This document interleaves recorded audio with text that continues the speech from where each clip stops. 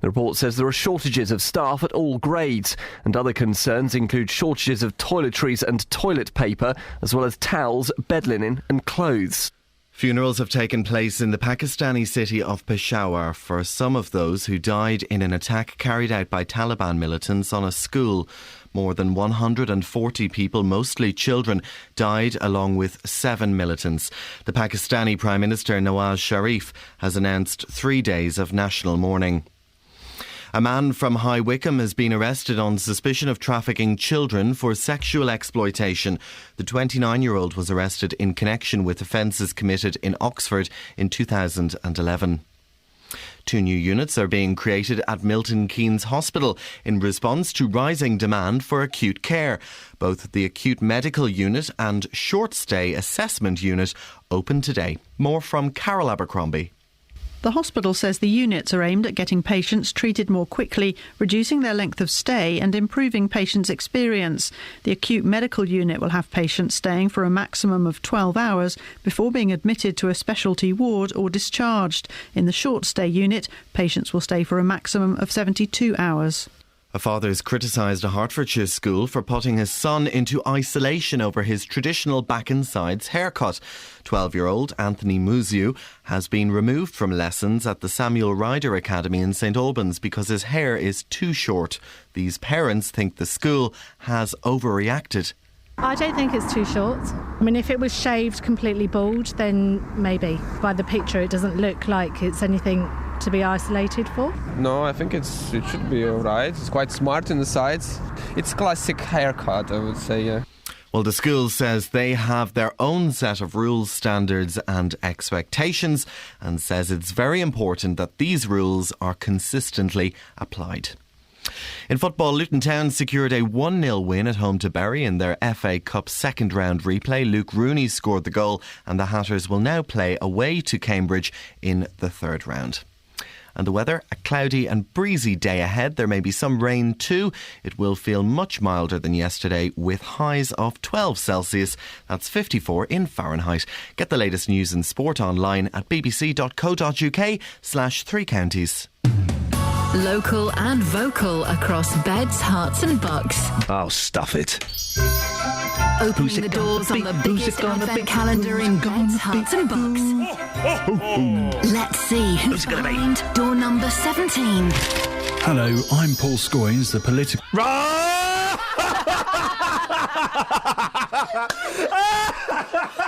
Wow. David Prever's going to be furious. Scoynes is just further up the chart. That's what this is, isn't it? He doesn't have Christmas. Oh, play again. That's made me laugh so much. I wasn't expecting Scoynes to get such a prime time. Scoynes is barely in. The thing is, we're laughing at this, but all of the presenters here, me included, we're counting where we are. If I'm not Christmas Eve, I'm going to be really upset, and I'm sure JVS is feeling the same vibe. It is the chart, isn't it? It's like the chart presenter. So why is Paul Scoynes doing it? I don't know if I can go the whole way through. Go on. And what's really sad is, we are never ever. I'm so sorry. We are never ever going to get the pleasure of hearing him saying, "Hello, I'm Paul Scoynes," for the first time again in this advent calendar. We've had that now. That surprise is gone. Let's see what his favourite Christmas memory was. It better be this year with his daughter. Opening the doors on the biggest advent calendar in beds, hearts and bucks. Let's see who's behind door number 17. Hello, I'm Paul Scoynes. It's still as funny. Christmas memory is back. I've crashed the computer. It's still as Scoynes. Is he up? Can we phone him up? He should be up. He's got a baby. Phone him up. Let's see if we can get him on, because I want to hear this live. Have you got his number there? Of course I have. Scoynes, if you're up, just give us a call. Speed dial 7. Just pretend you've got a story about like a local council building a wall or something. That'll make you dial quickly. That is what his favourite Christmas is. Hello. I'm Paul Scoynes, the political reporter at BBC Three Counties. My favourite Christmas was when I went to a council meeting. They talked about putting a wall up. Go on, play again. Let's try and be sensible. Oh, I'm going to be sick. I'm going to be so sick. Right, hang on a second. Oh, this is the best start to any show ever, right? This is Iain Lee. On BBC Three Counties Radio. Here we go. Here we go.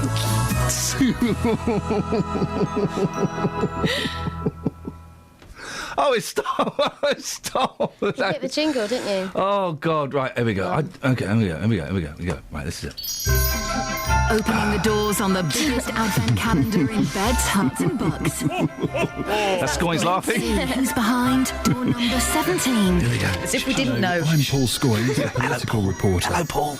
I suppose my favourite Christmas memory is back from the early 80s when I was a few years old. And He's older it was one of than those that. Christmases where it used to snow.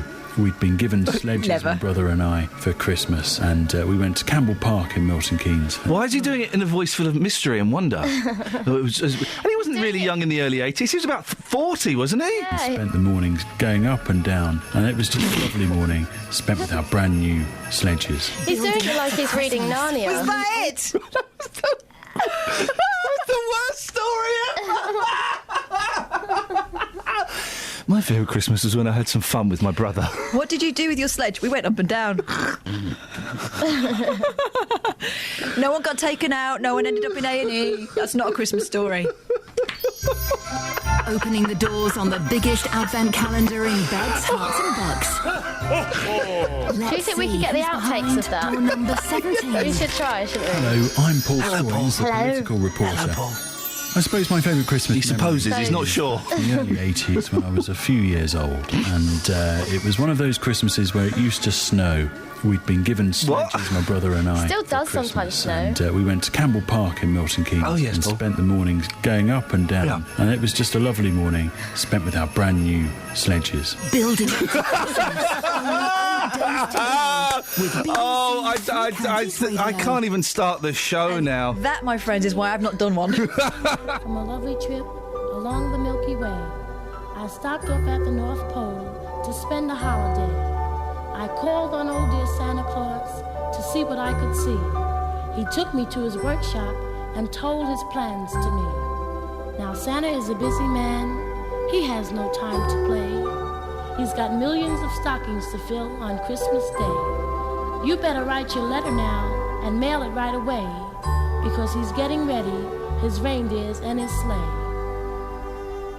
You better watch out, you better not cry, you better not pout, I'm telling you why. Santa Claus is coming to town, Santa Claus is coming to town, Santa Claus is coming to town. He's making a list, he's checking it twice, he's gonna find out who's naughty or nice. Santa Claus is coming to town, Santa Claus is coming to town, Santa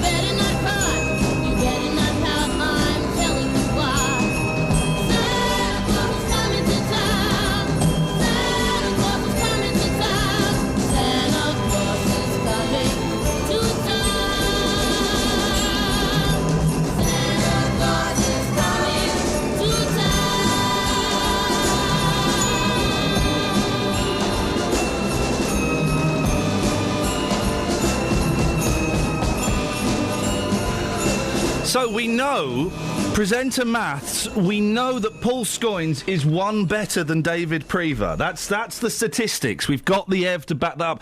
Although controversy online, there's already conspiracy theories starting about Paul Scoins' story. And by the way, you'll be hearing that story a lot throughout the show this morning. Scott on Twitter says Scoins' story is made up. There was never a Christmas that had enough snow for sledging in the 80s. He goes on, where's the ev? We're looking for some ev. We are looking for some ev. 08459 455 555 is the telephone number, should you wish to give us a call. Now, Woodhill has come in for more criticism in the latest report from Prison Watchdogs.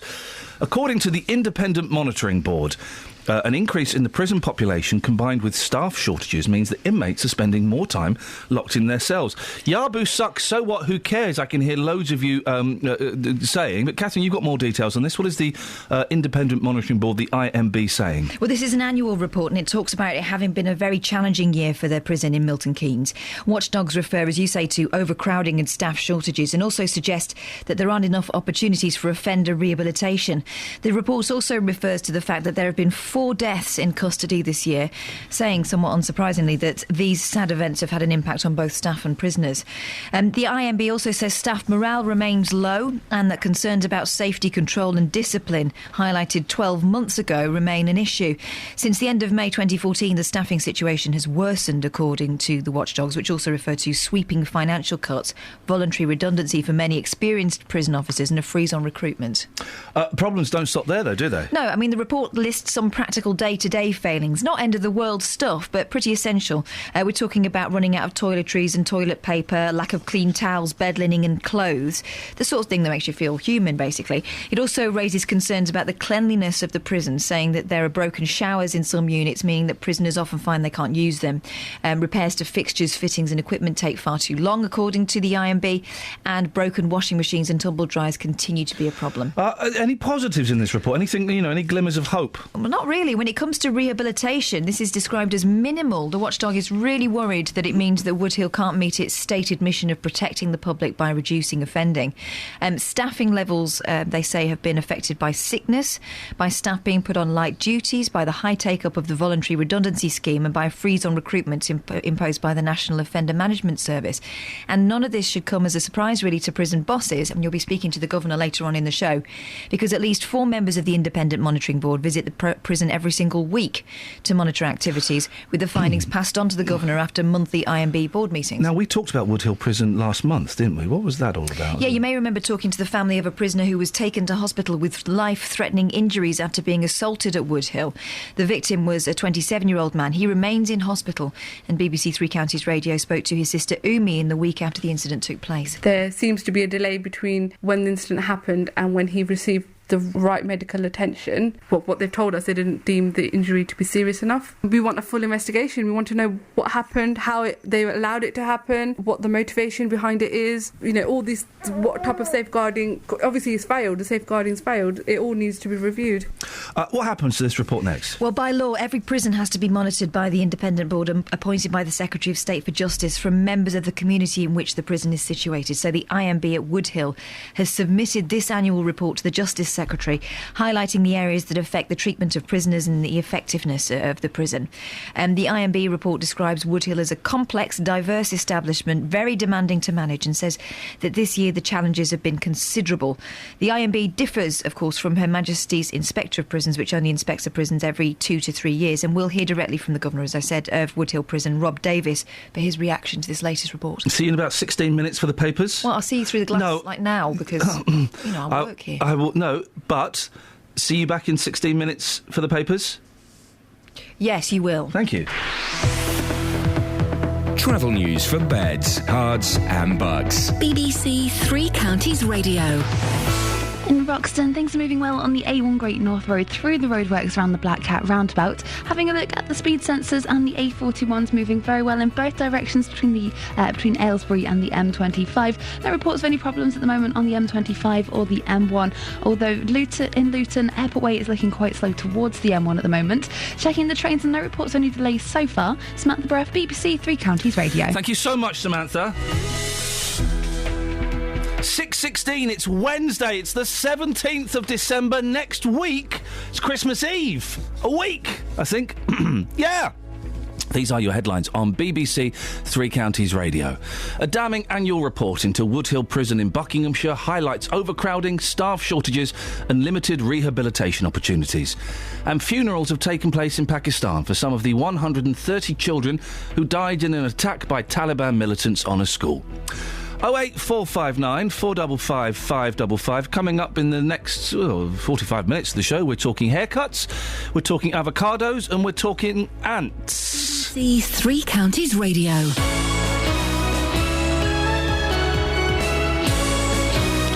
And surprisingly, we're talking all those things with Justin Dealey. Hello, this is Caroline Barker. 2015 is set to be a momentous year of news and sport. From the general election to the Ashes, the Rugby World Cup to Wimbledon. You'll get it all in crystal clear quality with a digital radio. So why not treat someone you love to a digital radio this Christmas? They'll enjoy all the BBC stations, plus get 5 extra national BBC stations, including 5 live sports extra. Get set for the biggest breaking news and the best live sport in 2015 with a digital radio.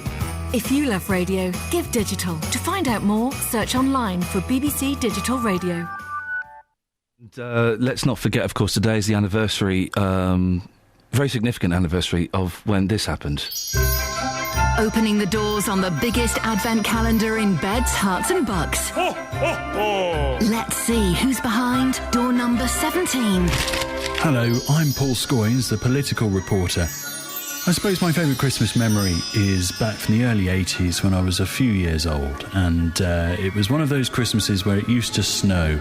We'd been given sledges, my brother and I, for Christmas, and we went to Campbell Park in Milton Keynes and spent the mornings going up and down, and it was just a lovely morning spent with our brand new sledges. Building up to Christmas, only 8 days to go with BBC Three Counties Radio.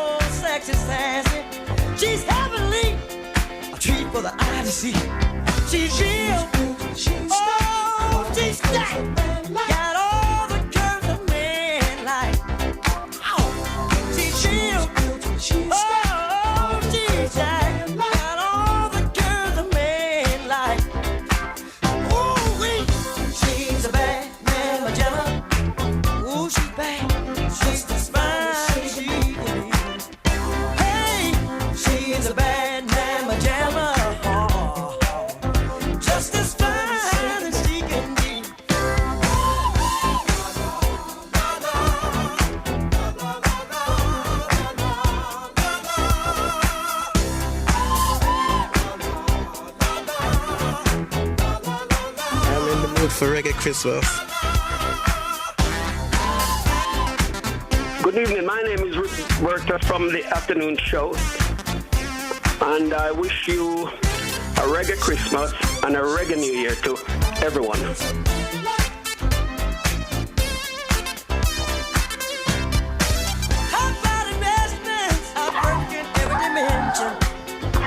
got a figure that's shown a bit of attention.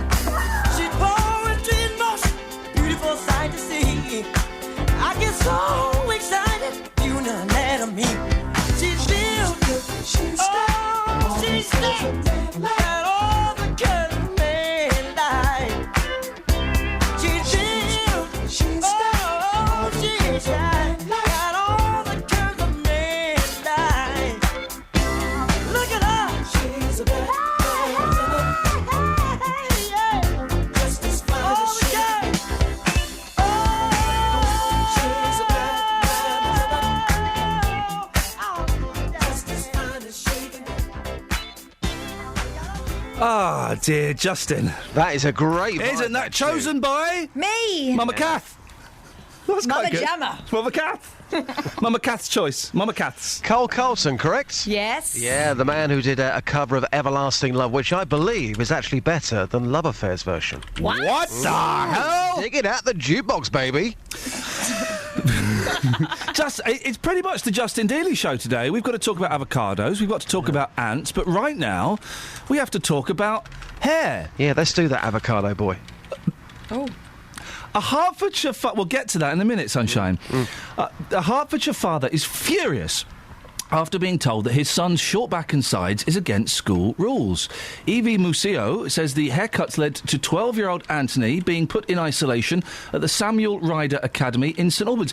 He's furious and has started a Facebook campaign in protest, and I bet his son's not at all embarrassed by that.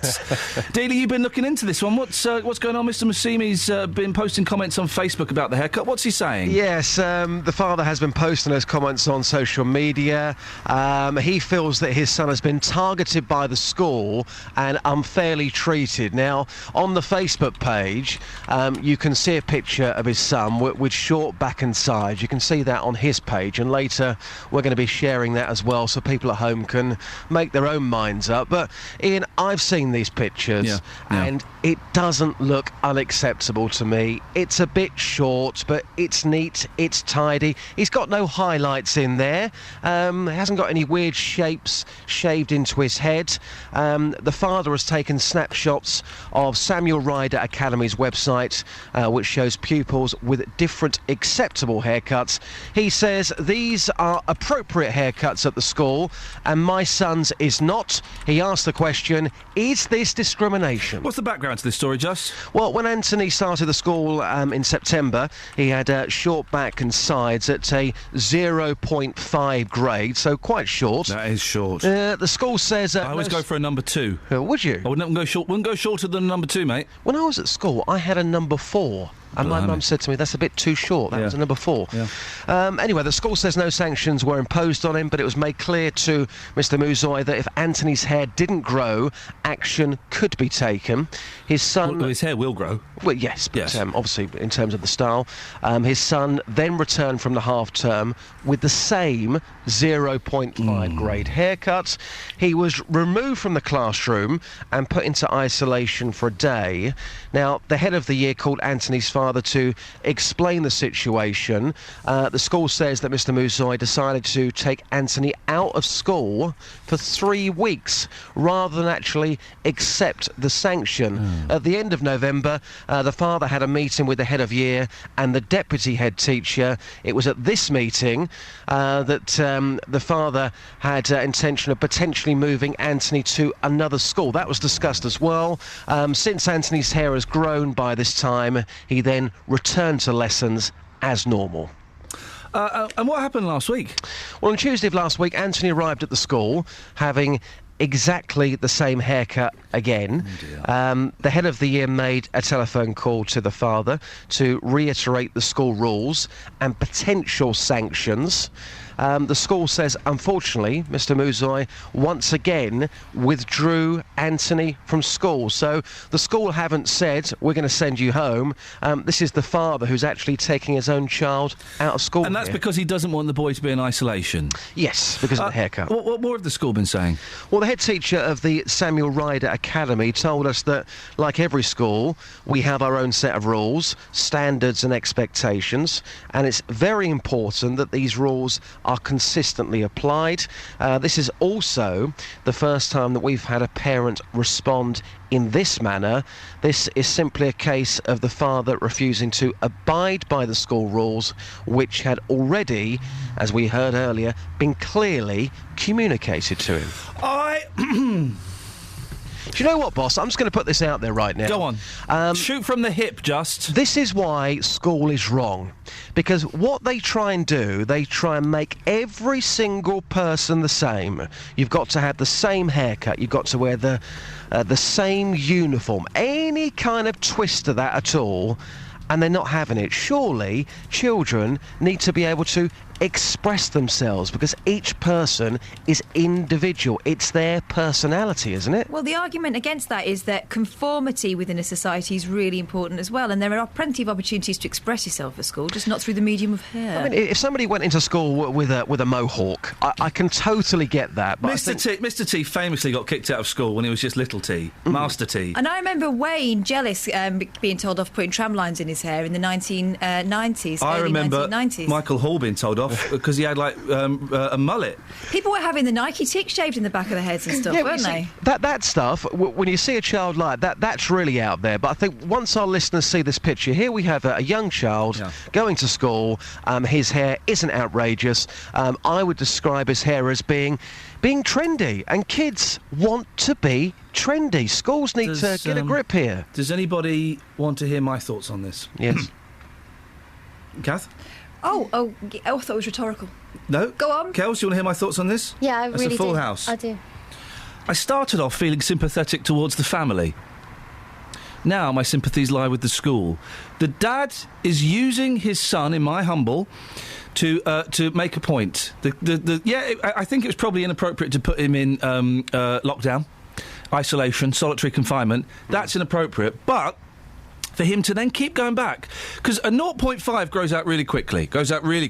So they're obviously doing it again and again to prove a point. Well, the dad is punishing his kid because the dad is angry with the school. That's what I make up there. I do go along with that, but again, to go back to the picture which our listeners will see, there is absolutely nothing wrong with this haircut. And I think if I was the parent, yes, he's pushed it as far as he possibly can, but I think he probably thinks, well, come on, guys, look at my son's haircut. Have we? Do you outrageous. do you ever look at old pictures of yourself at school and think, I wish someone had stepped in and told me that was a bad idea? I look at pictures of Justin from yesterday and think, someone should step in. I'm still amazed people call it a short back and sides. It is. Well, it is. Do they never? I've never asked for a short back and sides. Do they not touch your top at all? Well, I think they must give it a little tweak, but I think that's what the dad is saying, that you couldn't get more of a traditional English haircut. Certainly 100 years after the start of First World War. Well, no, he didn't draw that parallel. Well, he should have done. Have we got a picture of this? Yeah, we're putting it on Facebook. We put it on Facebook. Yeah. Facebook.com/BBC3CR. Yeah, exactly. Justin, can we speak to you about 10 to? I need to have a word with you. First of all, I want you abused me on Twitter last night. I'm not happy. I thought you were rude. And You're not a real man. Oh. And secondly, I've got something that I think is going to shock you about what I used to do as a child. Okay. Speak to you later. Bye. Ciao.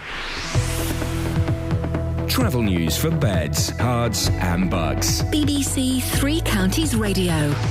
In Milton Keynes, having a look at the cameras on the A421 Standing Way, that's moving well around the Kingston roundabout with the roadworks there, but expect delays later on with those roadworks. In Clapham, the Paul of Radcliffe Way is moving well as well. There's a lane closed there in both directions at Cutthroat Lane, and in St Albans on Harpenden Road, there's gas mains work going on around Francis Avenue, which could cause some delays later on, but that's moving well at the moment as well. And things seem to be moving very well at the moment on the M1, although looking a little bit slow just after Luton in the stretch just past the turning for Airport Way.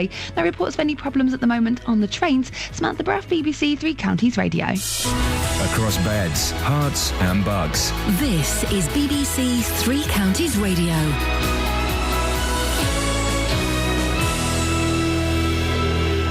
It's 5:30. 6:30 with the headlines. I'm Barry Caffrey. A damning annual report into Woodhill Prison in Buckinghamshire highlights overcrowding, staff shortages and limited rehabilitation opportunities, leading to inmates spending more time locked in their cells. Funerals have taken place in the Pakistani city of Peshawar for some of the 130 children who died in an attack by Taliban militants on a school. 2 new units are being created at Milton Keynes Hospital in response to rising demand for acute care. And a father has criticised a Hertfordshire school for putting his son into isolation over his traditional back and sides haircut. The 12-year-old has been removed from lessons at the Samuel Ryder Academy in St Albans because the school say his hair is too short. The school says its rules are consistently applied across all students. And the weather, it'll be cloudy and breezy through the day and it will stay dry. There may be some rain around, though it will feel much milder than yesterday with top temperatures of 12 Celsius, that's 54 in Fahrenheit. 3 Counties Sports. BBC 3 Counties Radio. Luton Town secured a 1-0 win at home to Bury in their FA Cup second round replay. Luke Rooney scored the goal and the Hatters will now play away to Cambridge in the third round. Manager John Still knew the visitors would be a challenge. We've got to be competitive, and we were. And the thing was, I felt that being a cup tie, the game would open up in the second half. So we've got to start quick, and we did. And I thought we were a better team in the second half. So I was really, really pleased with it, you know. When I look at our attacking options, I was absolutely delighted with it. MK Dons FA Cup second round replay against Chesterfield will take place on Friday the 2nd of January at Stadium MK. The FA ordered the match to be replayed after Chesterfield were found guilty of fielding an ineligible player in the original tie. Sheffield United caused the shock of the night as they booked their place in semi-finals of the League Cup. The League One side beat Premier League team Southampton 1-0. As for Southampton, it's now 5 consecutive defeats in all competitions. Chelsea are also through to the last 4. They were 3-1 winners away to Derby County. In the Southern Premier last night, Biggleswade drew 2-2 at Banbury United. Arleslie Town secured a 4-0 away win at Burnham, and Dunstable lost 1-0 at Poole. And in the FA Trophy second round, Hemel Hempstead will play Concord Rangers after Concord's 6-2 win away at Barnet in their first round replay last night. And in cricket, Alistair Cook says he wants to carry on as England one-day cricket captain and insists he won't be quitting despite their 5-2 one-day series defeat in Sri Lanka. However, Cook admits he may not have done enough to be picked by the selectors to be in charge for England's World Cup campaign. BBC 3 Counties Radio, News and Sport. I'll be back with a full bulletin at 7 o'clock. Opening the doors on the biggest advent calendar in beds, hearts and bucks. Ho, ho, ho. Let's see who's behind door number 17.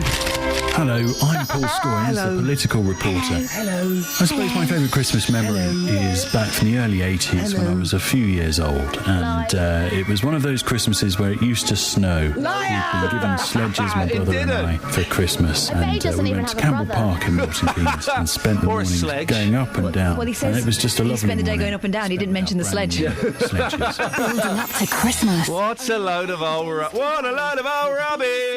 Counties Radio. Scoinsy, talking. The thing is, that means we can never take any story he says at face value. No, because all I can think of is him going up and down at Campbell Park.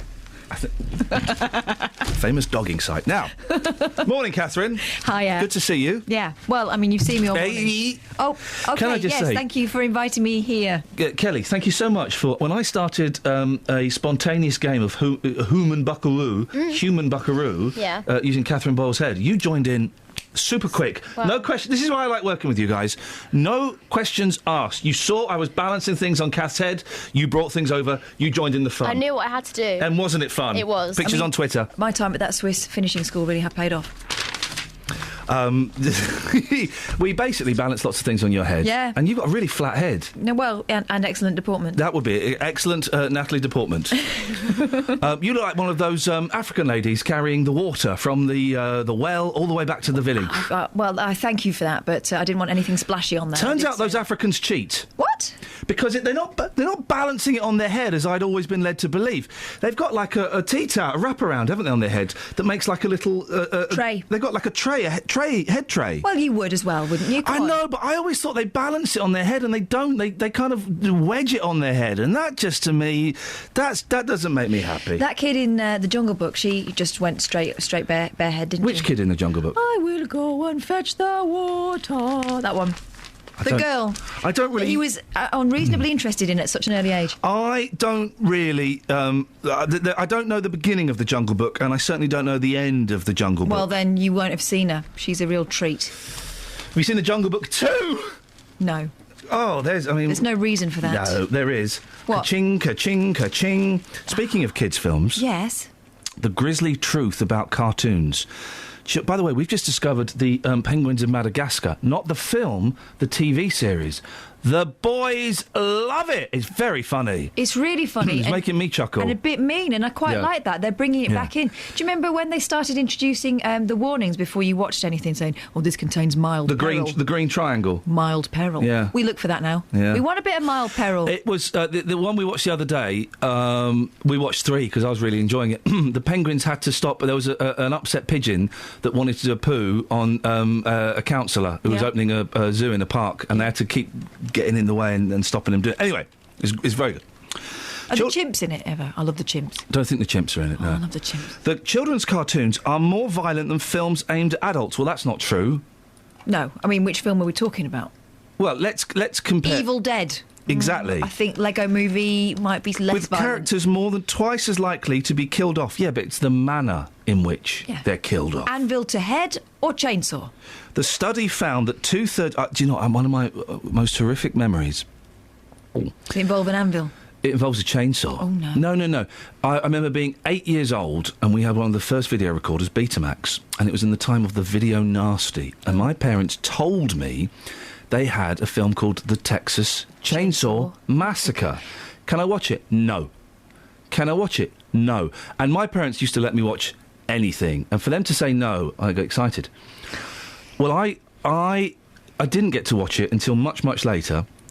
But I remember being in bed at the age of 8 and hearing Texas Chainsaw Massacre. Now, if anyone's ever seen it, the last 35 minutes of that film, it's a great film. The last 35 minutes of that film is a woman screaming as she's being chased by a chainsaw. So at the age of 8, I'm lying in bed hearing 35 minutes of...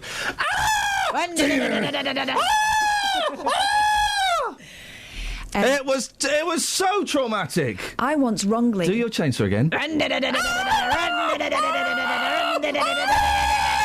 For 30 minutes. I once mistakenly referred to the character in that as the Texas Chainsaw Masochist. Now, that would have been a really short film, wouldn't it? Grisly deaths were common, such as the shooting of Bambi's mum. We fast forward past that bit. Oh, no, well, when we eat venison now, we say, Bambi's mum. Oh, you. Kids love it. And Kids are mean. Do you know that? Kids are really mean. Finding Nemo, which includes frightening shark attacks. Yes. And shows the death of Nemo's mother after just 4 minutes. Doesn't show it. Well... It's not like Jaws. What have you got in the She tapes? just disappears. Sorry? I'm sorry, I'm just annoyed by Do that. a story, then we'll play a nice monkey song. Britain's nicest man. Oh, no, I like this story. Yeah. But it's completely flawed. I'll tell you why after. Continue. Okay, excellent. I look forward to that revelation. In an increasingly cynical and self-centred world, Luke Cameron is determined to make a stand for old-fashioned kindness and decency. He's not. Carry on. And also, in the olden days, people were still rotters to each other. Yeah. And it has led him to being hailed as the nicest man in Britain. For he's nearing the end of a year-long challenge which has seen him carry out a good deed every day. The 26-year-old has taken out the rubbish for an elderly neighbour. What, just once? Brought coffee and tea for strangers and given clothes to the homeless. Many of his gestures have been simple, including telling colleagues they look nice or baking cakes for friends. That's just not being a div. Read the 10 things he's done, because they're, I'll be honest, they're rubbish. OK. 10 of his best.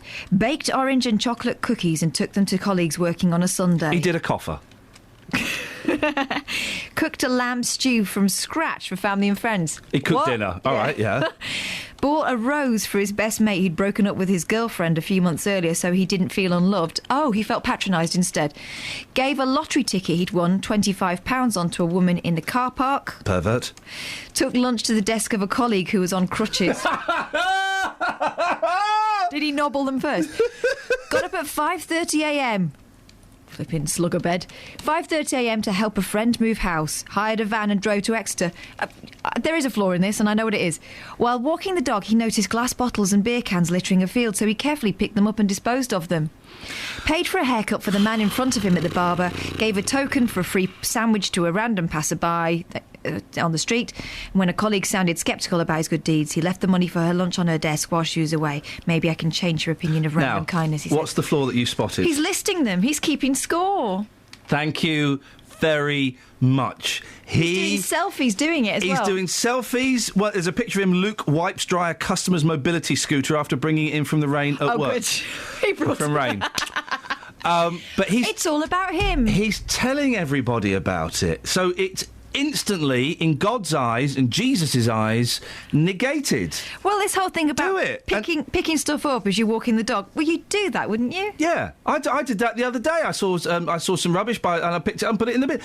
But don't tell everyone about it. Don't count it as being, well, this is me being extraordinary, guys. He cooked a lamb stew from scratch. He cooked a meal. So you gave your mum the day off. Well done. I've been kind 5 times already. Well, you can tell us your random act. This week. I've done that before. I've paid for things for people in the shops before. I saw some old dear once who couldn't afford it. I got it. And also there were some kids that wanted some sweets and they were like 20 pence short.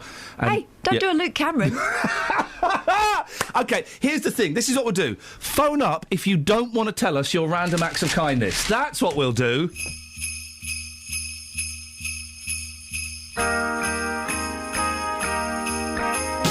Christmas Day is right around the corner again.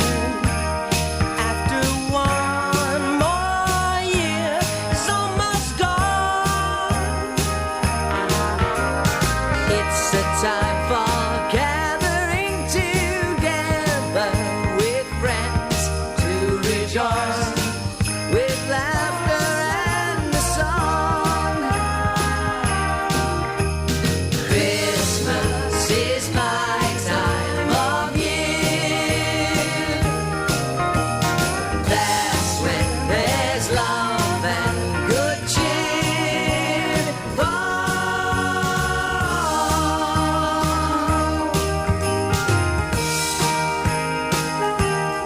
And if we could make this feeling last forever, what a beautiful place this world truly would be.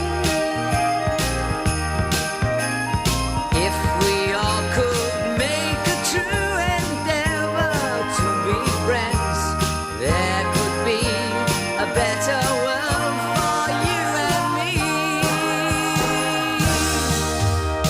Christmas is my time of year. Yeah, that's when there's love and good cheer.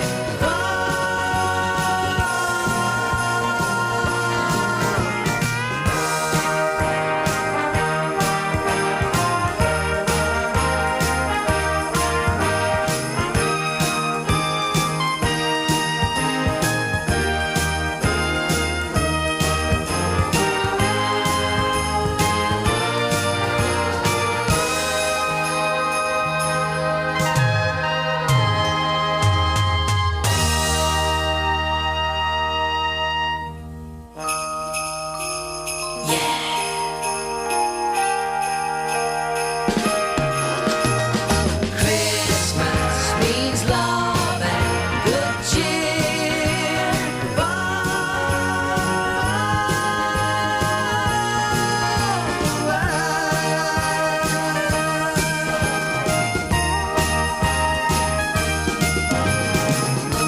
Merry Christmas, everybody! Happy New Year!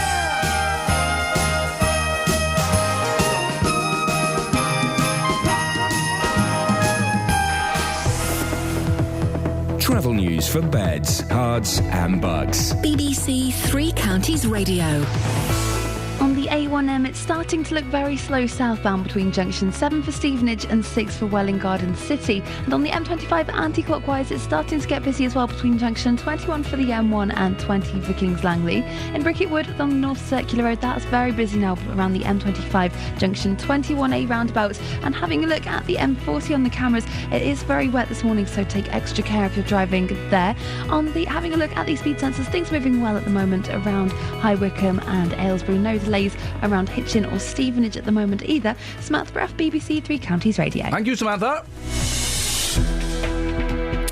6:46, it's Wednesday the 17th of December, 1 week until Christmas Eve, guys. These are your headlines on BBC Three Counties Radio. A report into Woodhill Prison in Buckinghamshire highlights serious problems, including overcrowding and staff shortages. And funerals have taken place in Pakistan for some of the 130 children who died in an attack by Taliban militants on a school. And 2 new units are being created at Milton Keynes Hospital in response to rising demand for acute care. Let's get the weather. Here's Kate.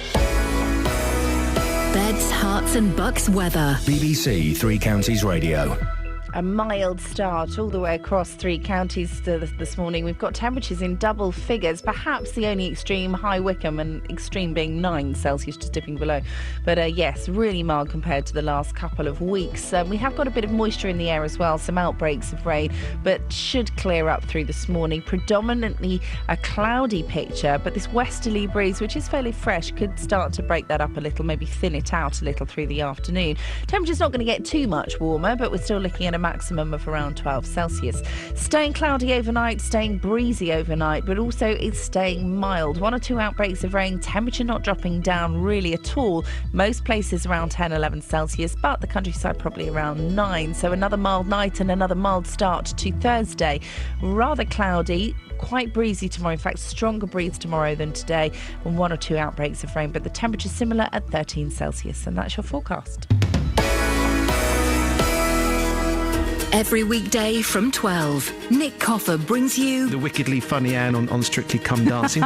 Do you know who the real Anne is? great guests. Yes, the real Anne is an amalgam of all those things. We're all multifaceted. Jasper Carrot's career spans 5 decades. And then you had to wear a bow tie and you had to do jokes about silly Irishmen and mother-in-laws. John Cleese is eating his microphone, aren't you, John Cleese? Great music. Ow! In fact, I don't even think it had the horn part then. Great conversations. I always have said throughout my career, you get me on board, I'll give you 100%. Have you still got it, Billy Ocean? Well, the audience seems to think I have. Nick Coffer, weekdays from 12 on BBC Three Counties Radio. Across beds, hearts and bucks. This is Iain Lee. BBC Three Counties Radio. What happened? We had a caller there who was upset with my damning the entire nation of Africa. I wasn't damning the entire nation. It was just the women. She wasn't upset. Oh. She just wanted to tell you more information, but she's... Well, we wanted to hear it. Where's she gone? Guys, I feel I have to step in and say something here. We're all sounding a little bit clarty this morning. It was 2 for 2 last night, and Kath has brought in an extra pizza. I'm not indulging because I'm on a fitness kick. Oh, yeah. And that's why we need to... I tell you what, I'll play a song. Oh, have you got any stories you want to do before we get just up? Can you get just up? Yeah. Go on. Well, shoppers are testing a new type of payment this Christmas. No, not payment in kind. Woolly gloves that let you pay with the tap of your hand. Oh, yeah. The high-tech Pay glove contains a tiny contactless chip like those in debit and credit cards linked to your bank account. It'll never catch on. you say that. When are we we're one step away from the beast. You know, the sign of the beast? Mm-hmm. They're going to just start inserting them under our Well, we have microchips in our hands, guys. That's where we're going to go next. Microchips in our hands, Justin. Here's something. Obscene... This is from the Mail. Now, readers of the Mail go, oh, this is disgusting. Human beings go, oh, this is fun. Bit of fun. Obscene cards that sully the message of Christmas. Sexual, profane and anti-Christian messages on display to children. Say anti-Christian. In times past, they would have carried greetings of goodwill amid peaceful Yuletide scenes. But the Christmas cards of today are just as likely to sport obscene, offensive, or even anti-Christian messages. The main offender is the stationery chain Scribblach, which stocks the explicit cards in full view of kids. This to me sounds like an advert for Scribbler, but maybe that's just my mindset. Shoppers using the firm's website are also offered a range of the festive cards carrying 4-letter expletives and images of sex acts. Oh. One carries the slogan, "Ho, ho, ho, mother bleep." Oh. A second features Father Christmas under the slogan, "Merry Christmas, kiss my bleep." Wow. Well, it is Christmas. A third says on the front, "This Christmas, treat yourself to some bleep." Others mock Jesus, Well, do they? putting him in what seems to be a selfie pose with the slogan, "It's all about me." That's brilliant! Hey, listen, I know plenty of cool vicars who would say that is the way to approach it. Another showing Jesus with his disciples saying, "It's my birthday and I want a pony." Guys, if you're listening and you're thinking about sending me a Christmas card, get me a card like that, please. We weren't, Justin, don't worry, we weren't. You see, we all know someone who would appreciate a card like that. My mum would love that. Usually the people that you have most of a laugh with. Kathy McGuinness of Child's Eyes UK, which campaigns against sexual and violent images. So she's the new Mary Whitehouse, is she? Our concern is for what children see, but a lot of adults and Christians would find these cards and images offensive. Tough. Here's the thing. Someone's offended by something, so what? That doesn't mean anything. There was a Stephen Fry tweet the other day about, oh, you're offended by something. Well, that's meaningless. It's meaningless. It means you don't like it. It doesn't mean I can't say it or think it or draw it. It's not it's not appropriate for children if you look at the language the firm is using. Well, I don't think we're asking them to be sent to children. I'm not certainly going to buy a pack to send round the school.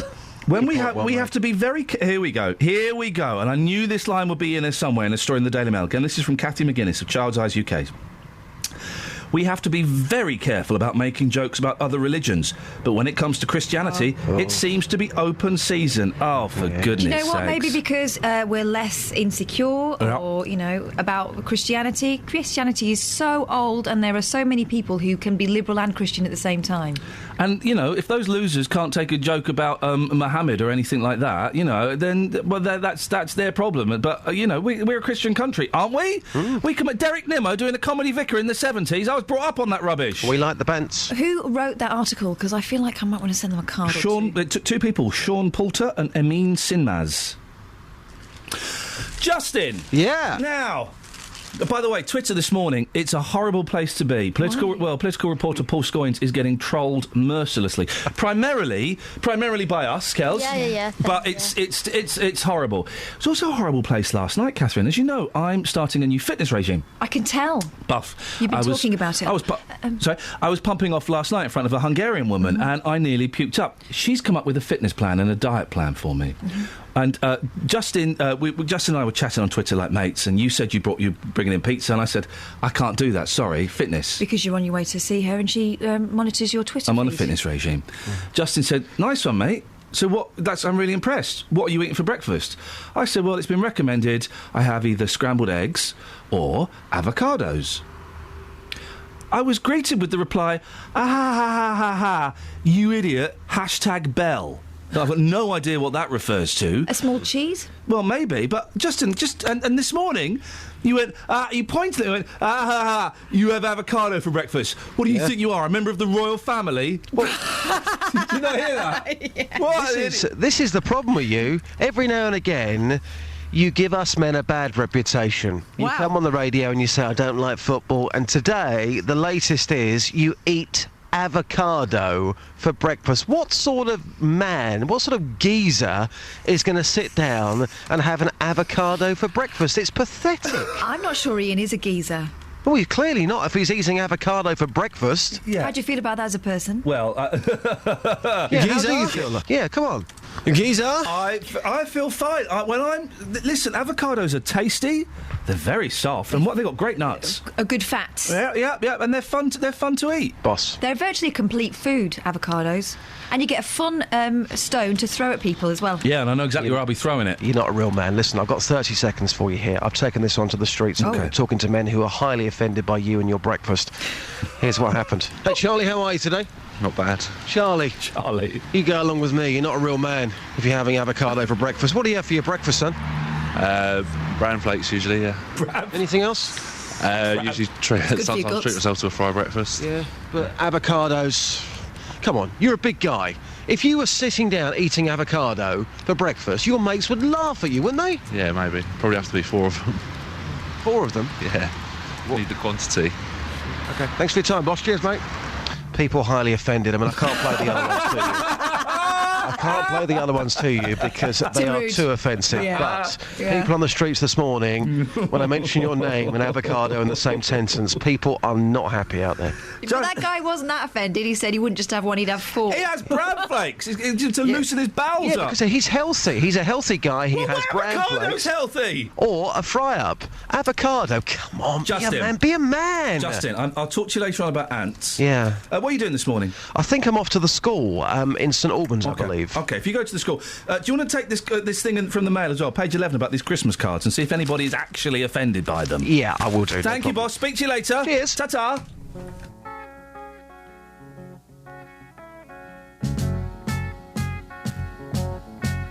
Imagine me and you, I do. I think about you day and night.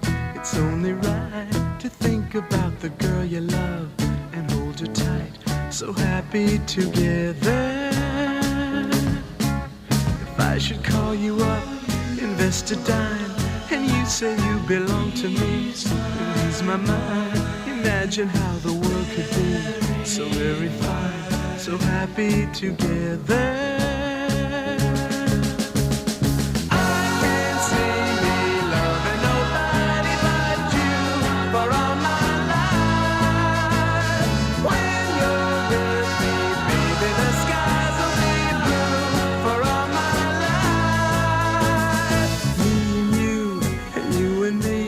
No matter how they toss the dice, it had to be.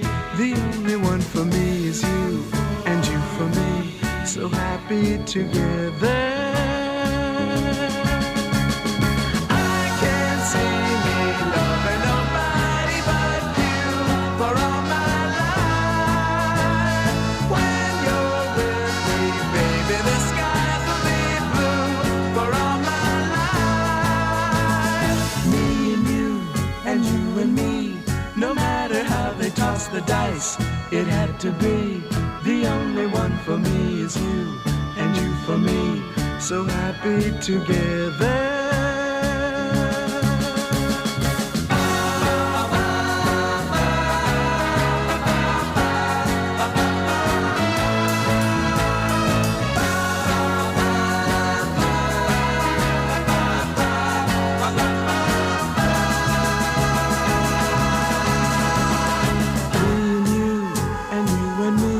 No matter how they toss the dice, it had to be. The only one for me is you, and you for me, so happy together. Oh, man, what a joy it is to work with these 3 idiots. Catherine, Kelly and the other fella we were just speaking to. Hello. Thanks, idiots. Hang on. What? Oh, hang on. What's happened here? Oh, we're taking it down. Oh, no, I'm taking it back up. Travel news for beds, cards and bugs. BBC Three Counties Radio. On the M25 anti-clockwise, it's very slow between junction 17 for Maple Cross and 16 for the M40 at the moment. Having a look at the speed sensors on the A1M southbound, it's slow between junction 7 for Stevenage and 6 for Welwyn Garden City. And on the M1 southbound, that's looking very slow too between junction 10 for Luton and 9 for Redbourne. Also looking very busy around Luton at the moment. And Hatters Way is very slow eastbound between Chorlend Lane at the B&Q roundabout and Luton Town Centre. No reports of any delays on the trains though. Samantha Braff, BBC Three Counties Radio. Thank you, Samantha. So, guys. What's wrong with having avocados for breakfast? And are you offended at sweary Christmas cards and cards that feature Jesus taking selfies? No, you can't be, can you?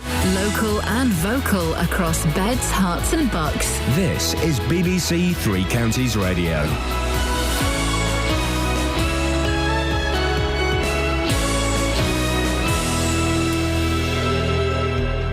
It's 7 o'clock, I'm Barry Caffrey. The headlines: problems at Woodhill Prison found in report. First funerals of children killed in Pakistan take place. And Milton Keynes Hospital hopes to treat patients more quickly by opening new units. BBC Three Counties Radio. A damning annual report into a Buckinghamshire prison highlights overcrowding, staff shortages and limited rehabilitation opportunities, leading to inmates spending more time locked in their cells. The Independent Monitoring Board findings at the high-security Woodhill prison also reveals 4 deaths in custody during the year covered by its report. Paul Jenner reports. The 4 deaths have had an impact on both staff and prisoners, according to the IMB report. It says staff morale remains low, while concerns about safety, control and discipline, which featured in the previous year's report, haven't been dealt with satisfactorily. The report says there are shortages of staff at all grades, and other concerns include shortages of toiletries and toilet paper, as well as towels, bed linen and clothes. Funerals have taken place in the Pakistani city of Peshawar for some of the 130 children who died in an attack by Taliban militants on a school. 3 days of national mourning have been declared. The Australian Prime Minister Tony Abbott has ordered a full review of security after the siege at a cafe in Sydney, which led to the deaths of 3 people, including the hostage taker. Mr Abbott said the gunman, Manharon Monis, had been on a security watch list until 5 years ago. A man from High Wycombe has been arrested on suspicion of trafficking children for sexual exploitation. The 29-year-old was arrested in connection with offences committed in Oxford in 2011. 2 new units are being created at Milton Keynes Hospital in response to rising demand for acute care. Both the acute medical unit and short stay assessment unit open today. More from Carol Abercrombie. The hospital says the units are aimed at getting patients treated more quickly, reducing their length of stay and improving patients' experience. The acute medical unit will have patients staying for a maximum of 12 hours before being admitted to a specialty ward or discharged. In the short stay unit, patients will stay for a maximum of 72 hours. A father's criticised a Hertfordshire school for putting his son into isolation over his traditional back and sides haircut. 12-year-old Anthony Musiu has been removed from lessons at the Samuel Ryder Academy in St Albans because his hair is too short. These parents think the school has overreacted. I don't think it's too short. I mean, if it was shaved completely bald, then maybe. By the picture, it doesn't look like it's anything to be isolated for. No, I think it should be alright. It's quite smart in the sides. It's classic haircut, I would say, yeah. Well, the school says they have their own sets of rules, standards and expectations, and says it's very important that these rules are consistently applied.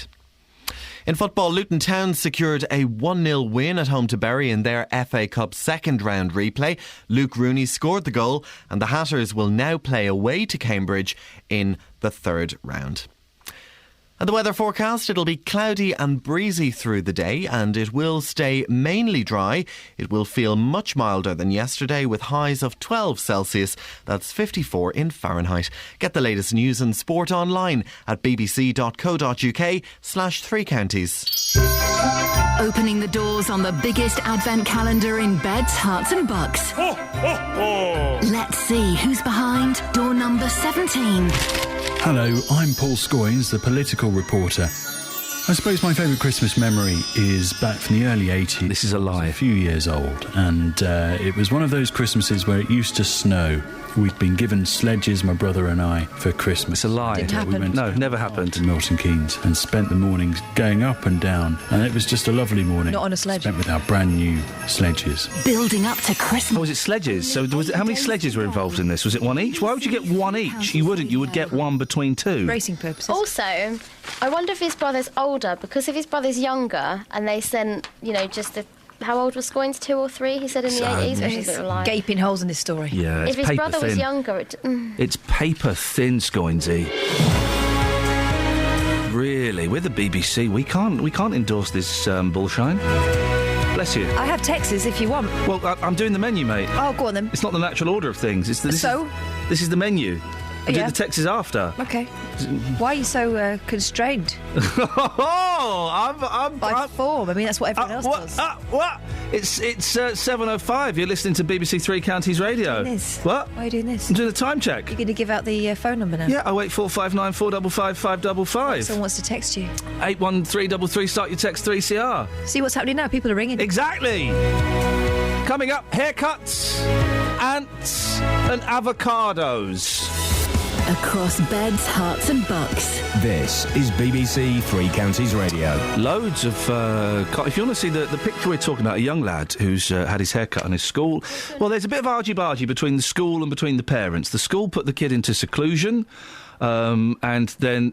but he keeps turning up at the school with the haircut, and then the dad keeps pulling him out, keeps whipping him out. So I kind of think, the more I think about this, the more I think... Well, the parents, OK, maybe the rule is a little bit harsh, but it's the rule, and the dad knows the rule, and he keeps going against it. It's refreshing the short back and sides. Facebook.com/BBC3CR. We'll go to the Facebook comments in a little bit and have a look. I'm just being told we've got breaking news. Kelly Betts? From Ivan in Buckinghamshire. Yes. It snowed in 1981. So Paul Scoynes' story... would have been 4, so how old would his brother have been? Not Sledgeworthy. No. We need to speak to Scoynes. We need to get him on. We need to speak to the horse's mouth. He's not... He's not answering his phone. I'm just going to sneeze. You've gone all emotional. I'm all right. What have you got for us, text-wise? I'll try, but... Well, hang on a minute. You were banging on that we had text, I know, but then the sneeze started to come. Maffin Hanslope, since when did having short hair limit your learning capacity? The school's out of order. What about children on chemo? Oh, Maff. Or with... Well, that will inhibit your learning capacity. Maff, you normally make quite a good point. Or with dreadlocks or headwear. Maff, OK. Nonsense. Have whatever hair you like. What does he mean by headwear, I wonder? A helmet? I'm assuming, Maff, and he'll say, no, I'm not. He's implying religious headwear or cultural headwear. No, I'm not. Well, what headwear do you mean, then, Maff? Because no one goes in. Yeah, no one goes in with a snood or a balaclava anymore. Thanks, IRA, for that. Anything else? Yes. Liam in Bletchley is an avocado brother. I usually have porridge with sliced banana for breakfast, but I might try avocado as an alternative to banana. Never thought of that before. I knew there was something worthwhile about your programme. Thank you very much indeed. It shows Justin Dealey for the Neanderthal that he is. Anything else? I mean, sorry, you said you had texts, and then I'm having to pull them out of you like I'm extracting teeth. I think that'll do. Do you? You've had enough. I don't think it will do. I'd like another one. I think you've had enough. I would like another one. No. Give me one more. No, I demand to have another one. I think it's time you moved on. You can't stop me. If I want another one, I'll come round there and get one myself. It's for your own good, Iain. Oh, I'm going to come and get one. Climbing over there, I'm going to get one myself. I'll come and get one. Bolt the door. Barricade the door because there aren't any more texts and I don't want to tell him. OK. No! I train in the gym! I am stronger than you! Into your studio! Will you do the next interview? Stop this! Oh. Get the text screen up. I don't know how to work it. Get the text up. Iain, I don't know how to tell you this. Here's... OK. You've had them both. Oh. There aren't any more. Oh, no. There's one... No. There's 1333 if you want to quickly send in a text. There's one from Steve. You're making up Milton Keynes. You're not allowed to make them up anymore. Iain, I think you're ace. No, that's and not. Catherine is an idiot. Oh. Thank you, Steve. I agree. Good text, Steve. Only 2 texts. What a load of idiots. Try and save him from this stuff. He's actually getting stronger. He is getting stronger. We're going to have to do something about this. From the 2 workouts that he's done. What can we do? We need to get a heavier door. Yeah. Bigger chair. Across beds, hearts and bucks. This is Iain Lee. BBC Three Counties Radio. An increase in the prison population and staff shortages at HMP Woodhill in Milton Keynes means inmates are spending more time locked in their cells. The Independent Monitoring Board's annual report into the Buckinghamshire prison raised concerns about deaths in custody, staff shortages and overcrowding, and says rehabilitation opportunities are minimal. Well, we can talk to Mark Johnson, founder of the ex-offender charity Use a Voice. Morning, Mark. Morning. Now, you've been in prison. How long were you in prison for? A long time ago. I probably spent 3 years of my life or something in prison. What did you do, if you don't mind me asking? Because 3 years is a long time to be locked up, isn't it? The first one was at a fray. 6 of us, 6 of them got in a fight, and 2 people got hurt, and we got 9.5 years between us. And then the second time it was robbery. All drug related. I sort of started taking drugs very young, and I got clean in 2000, I think. So I've been clean 15 years. Good for you. Yeah, well done. Address the drugs, and surprise, surprise, never been to prison or... And this is a key factor, Mark, isn't it? Because there'll be people listening going, oh, so what? So what they're locked up? So what they haven't got toilet paper? So what there aren't rehabilitation facilities in prison? But you're living proof that if you can tackle some of the underlying issues, whether it be drugs, alcohol or something else, then that can help reduce crime, can't it? It won't... It's not can help, it will. Yeah. And this is the thing is, you know, the IMB, Independent Monitoring Board, they're in prison, like, every day. You know, and they walk around and they're absolutely part of prison life and stuff, and that's their observations. We've got the Prisons Inspectorate, and I'm not sure if you're aware of this, but Nick Hardwick is Her Majesty's Prison Inspector. He's having to reapply for his own job at the moment. He's come out with a significant number of reports saying there's 69% increase in prisoner deaths in custody over this term of government. Well, this term of government's been responsible for reducing staff numbers to such a minimal level that every prison is on extreme levels of lockdown. There's no rehabilitation occurring in prison, no courses. You know, drug treatment courses have been thin on the ground from the start anyway. We term drug treatment as putting a heroin addict who's committing loads of small crimes outside, gets put in prison, and they put him on methadone. Not take him off it and put him on a course of rehabilitation, and then addresses the reasons why he's there in the first place while he's inside, to create a safer society on release. And this is what, you know, the media grabs a hold of it. The public is unaware of what occurs inside a prison. They think it's a holiday camp with TVs. Oh, you've all got PlayStations and flat screen TVs and mobile phones and things. Yeah, we know that. What you've got to remember though is prisoners are passive recipients of prison. They have no control, no say in it. The Ministry of Justice, they put TVs in cells. And I work in prison. I speak to a lot of offenders, etc., daily, and I've never met one that would sort of say, "I want my TV over something meaningful to do in prison." You know, when I was in, there was no TVs, there was no toilets in cells. Actually, there was like buckets and stuff. But at least there was a lot of purposeful activity in there. Overcrowding is a huge problem at Wood Hill. How can that affect people? Well, if you're looking at, I'll go into many prisons, and you know, I was in one recently. There's 200 prisoners on a block, and there's 2 prison staff on 4.5-day weeks, right? And they're saying, even if we could do something, what can we do? Yeah, with the sheer volume. You've got, out of those 200, there's 80 prisoners they're classed vulnerable, so on methadone or mental health or whatever. There's nothing that they can do. Mark, this is what the public need to get sort of a real... Let's push the sort of conversation on a little bit. The public need to demand from the government or from the Ministry of Justice, they need to demand what goes on in prison to stop people committing the crimes when they come back out. See, I can't argue with that, but I know that we will get some phone calls before 9 o'clock, Mark, from people who say, well, these people, you'd excluded yourself from society, so why should we spend significantly more money on looking after you? And you and I both know the argument, because it will reduce crime ultimately. You know, at the end of the day, what we've got to look at is history. And we've got to say the average prisoner, to keep them in there for 1 year, it's from 25,000 to 40,000 per year. Yeah, and all we're doing is putting them in 4 walls and locking them behind a door. If you look at the figures, 60% of prisoners overall will commit another crime within 12 months on release. In young offenders, it's something like 75%. What we've got to look at is history and say, this method is expensive and it doesn't work. We've got to look at new ways to say, when somebody goes to prison, prisons are places of punishment. I'll guarantee you, even if they've got cells in, with TVs in, subjected to Jeremy Kyle, daytime TV, that's punishment, guarantee you. That is punishment.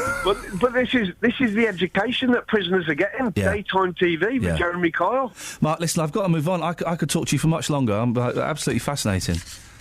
Absolutely fascinating. He is living proof that if you help people get off drugs, if you help people deal with alcohol problems, if you help people deal with mental issues and underlying problems, they'll stop committing crime. He said all his crimes were drug-related. Once he stopped doing the drugs, oh, what a surprise, he stopped doing the crimes. Problem is, though, there's a real us and them thing, isn't there? And especially when it comes to addiction, people think it's, personal choice, people having too much of a good time. It's not that at all, and I think that there needs to be an understanding of it as a health issue rather than, rather than a criminal issue in the first place. Mark, that was a really good chat. Thank you, Mark Johnson from the charity User Voice. Let's get the travel.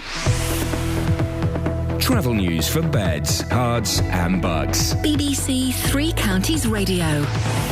On the A1M southbound, it's still looking very slow between junction 8 for Stevenage and 6 for Welwyn Garden City now. And just south of Welwyn Garden City, it's looking very slow on approaching the A1M on Hertford Road. On the M1 southbound, there are queues between junction 11 for Dunstable and 8 for Hemel Hempstead. And it's also busy in Luton on Hatters Way. It's very slow from the B&Q roundabout to Luton Town Centre. On the M25 anti-clockwise, it's very slow between junction 21 for the M1 and 20 for Kings Langley. And it's also looking slow around the junction 21A roundabout for the M25. In Watford, it's busy on Exchange Road at the moment around Beach and Grove. There's no reports of any problems on the trains. Samantha Breath, BBC Three Counties Radio. Thank you, Samantha. 7:17. It is Wednesday, the 17th of December. I'm Iain Lee. These are your headlines on BBC Three Counties Radio. A damning annual report into Woodhill Prison in Buckinghamshire highlights overcrowding, staff shortages and limited rehabilitation opportunities. Funerals have taken place in Pakistan for some of the 130 children who died in an attack by Taliban militants in a school.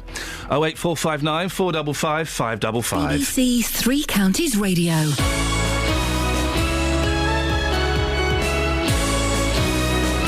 Give me that bag back, Betsy, now! Tomorrow night, we're holding our annual Christmas Carol concert. This year it's taking place at St Mary's Church in Luton, and we'd love you to join us and take part.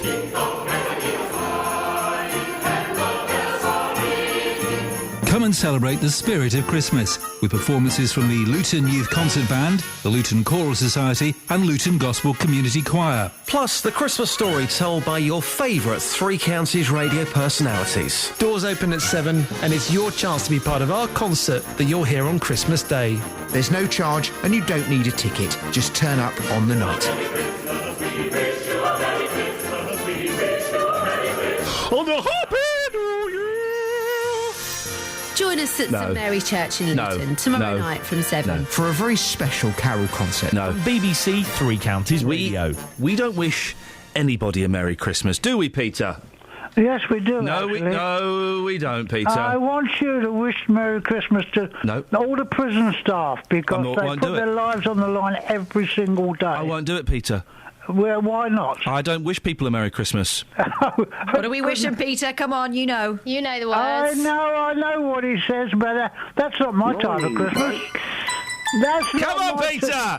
Everybody, let's go! We wish you a reggae Christmas. We wish you a reggae Christmas. We wish you a reggae Christmas and a reggae New Year. This is JVS. But This is my normal voice when I don't speak posh. I want to wish you, Iain, and all your listeners a very reggae Christmas and a reggae New Year. Wagwan. That's JVS saying Wagwan. You don't sound a bit like Bing Crosby whatsoever. I do a bit there, did I? Oh, not too bad, not too bad. Now, if you sing White Christmas to me, that may be a bit better. If I sang a White Christmas to you, Peter, what would you do for me? Well, I won't sing Reggae Christmas, that's for sure. Well, in that case, I've always sent you a photograph of me in a card. In a what? In a cod? In a card. In a cod? A card. A cod? Well, if you like, in a cod. Oh, I tell you what, I've lost Nick Coffer's Christmas message that we recorded yesterday. I tell you what you could do for us, Peter. What's that? You know we're getting all of the presenters to record Christmas messages. Yes. Well, I never get to see David Prever. So could you do one for us, Peter, saying, hello, my name's David Prever. I do something at the weekend, and I wish you a reggae Christmas and a reggae New Year. Sleepy eyes. No, not at all. Yes, you can. No, Peter? I'm not going down the reggae route. That's for sure. Peter, say, good morning, Sleepy Eyes. David Prever here, and I wish you a reggae Christmas. No, not at all. Well, then I'm afraid I can't take your call. Baby in a manger, yes. Reggae, no. I can't take your phone call then. Well, that's very, very unfortunate. It is unfortunate for you. Quite a few people enjoy our slight conversations. They are very slight conversations, aren't they? And I don't know anybody who does enjoy them. They tell me I introduce common sense quite often. Well, I tell you what. Okay, all you got to do, Peter. Yeah. I tell you what you can do. You say, Morning, Sleepy Eyes. Morning, Sleepy Eyes. My name is David Prever, okay, all you got to do. I got it. Good morning, Sleepy Eyes. My name is David Prever, and that's all you got to do. Good morning, PPIs. My name is Mr. Prever. That's all I've got to say. I wish you a reggae Christmas. You can stop now, Peter. Reggae Christmas. Peter! I wish you Peter, a you can Christmas and a happy Peter, New Year. I thought you weren't going to do it. That was great. I wish you Peter. a reggae Christmas. I wish you Peter. a reggae Christmas. Peter. I wish you a reggae Christmas. I can't stop him now, Kath. He won't and stop. Happy New Year. Have you finished now, Peter? The reindeer are getting very excited. They're ready to go. What? The children have got to be good. Sorry? What's he doing? Prancer, we can't keep Prancer still because Prancer's really excited. What on earth are you talking about? I wish you a reggae Christmas. I wish you a reggae Christmas. I cannot shut him up. I wish you a reggae Christmas and a happy New Year. Peter? I like Ian Lee's programme. I know you do, mate, but just please, can we get to the point of the phone call, Peter? What did you want to say? I would like you to congratulate the staff of prisons and wish them a happy Christmas because they put their lives on the line every single day. Well, I'm supposed to be impartial here at the BBC.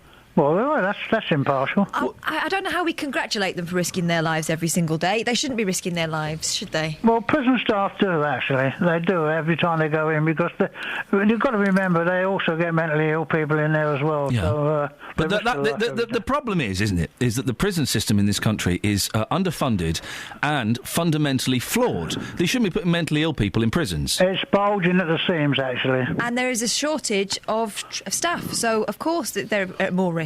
So that needs sorting out, doesn't it? Well, absolutely, because nearly everywhere that you look, they're talking about shortage of staff, and people have been let go and then they don't replace. So that's half the problem. Trying to save money. Peter, thank you for our slight conversation. Have a reggae Christmas. And same to you. Ta-ta. Was the last bit a clip? I get confused with what was real life. I don't think Peter's even phoned in for like a month. It's all virtual, Peter, version 2.1. I've got one text message. Yeah. Helen in Milton Keynes. I know two prison officers at Woodhill. Two prison officers at Woodhill say it's a frightening place to work. They don't know if at any time they may be attacked by someone with a shiv due to overcrowding, lack of rehab, many people with mental health problems locked up as there are no suitable alternatives, the lack of leadership by management who will not listen to experienced staff about problems caused by staff shortages. I'm assuming a shiv is a homemade knife. Yeah. OK, thank you. Do you remember when Helen went through a thing of calling us? Was it the same Helen? I don't know. I think there might be two in Milton No, there's Keynes. only one Helen in Milton Keynes, as You far as think? I'm concerned, yes. One got cross. I don't think it was this one. Well, I would hope not. No, that I was don't the think night. it was that one. I think it was a different one. Oh, blimey. Send there's three? There might be a cross Helen in Milton Keynes. Flippin' heck. Across beds, hearts and bucks. This is Iain Lee. BBC Three Counties Radio.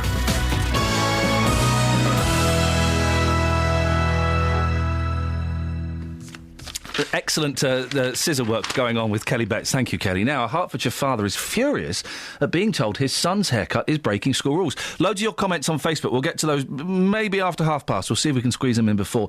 Evie Maciu's started a Facebook campaign in protest at the Samuel Ryder Academy's treatment of 12-year-old Anthony, saying the boy's short back and sides is more acceptable than some of those shown on the school's official website.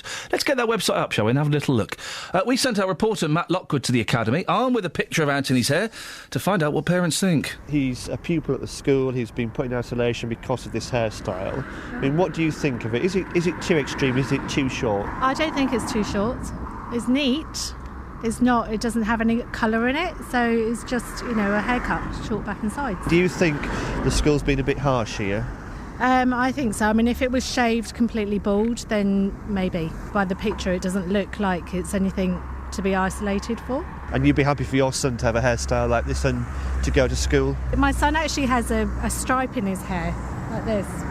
Oh, there we go. And he's not been put into isolation, has he? No, he's only 4 years old, so if he was, I'd be really angry. No, I think it should be all right. It's quite smart in the sides. It's like in the fashion now. Yes, I think it should be okay. I mean, it looks rather neat, doesn't it? It doesn't look too extreme. No. It's classic haircut, I would say, yeah. If your son had a haircut like that, you'd be okay about that? Yes, I think so, especially for summertime, it should be okay. And how would you feel if, your son had a haircut like that and was put into isolation? Not very. I would be a little bit upset, yeah. We're just asking people if they think Anthony's hair is too extreme. This is a picture of Anthony who goes to the academy. He's been put in isolation because of this hairstyle. I mean, what do you think of it? Does that look too extreme to you on the face of it? It's a short back and sides. It's short, but if it's against the school rules, it's against the school rules, isn't it? What do you think about this hairstyle? Would you say it's too extreme? No, I don't think so. Looks all right. Looks tidy anyway. No, that's perfectly all right.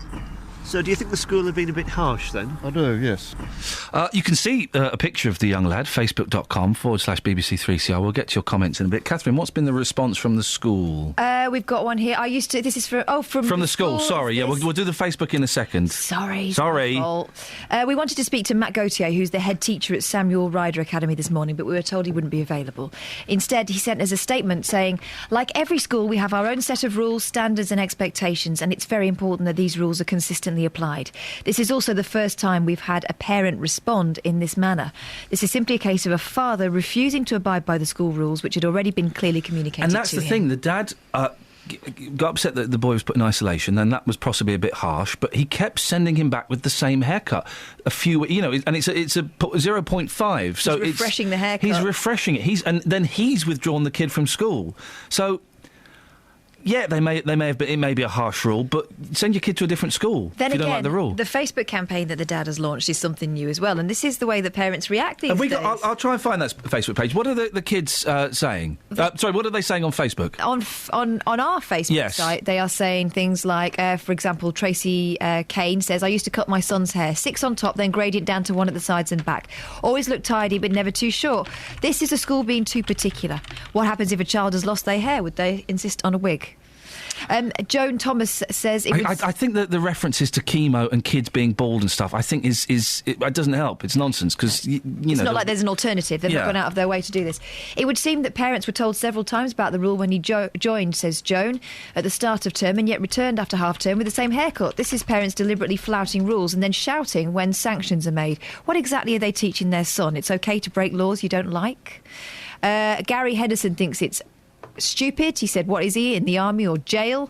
And Matt Fry says, I think the school is 100% correct, as it has a set of rules which are applicable to all students. If a parent is upset, then send the kid to another school. We should back, not attack the school rules, install discipline which aid teaching and therefore help results. I have found... I found Mr Maciu's own Facebook page. I can't find the campaign page. There is a post he's sending, and you should be able to see it on there, and it'll say, see more, and then he's taken screenshots of the school's sort of online prospectus, and there are kids with very short haircuts on there. Yeah. This picture that's been shown in the St Albans Review, I do wonder whether this is the haircut having grown out a bit. I often think that when you see controversial haircuts, whether it's had a week's growth, a week with a 0.5 is a significant amount of time. Facebook.com/BBC3CR 08459 455 555. Hello, my name is Nick Copper. I am from The Cooking Show, and I wish you all a very happy reggae Christmas. You see, we get all of the stars. Travel news for beds, cards and bugs. BBC Three Counties Radio. It's looking very busy on the M1 southbound between junction 11 for Dunstable and 8 for Hemel Hempstead. It's taking 45 minutes longer than usual to get through the queues there, and callers are reporting that it's at a standstill in places. At Luton Airport as well, the airport way is looking very slow around the Holiday Inn roundabout and on the approach to the M1. On the M40 southbound, it's slow between junction 2 for Beaconsfield and 1A for the M25.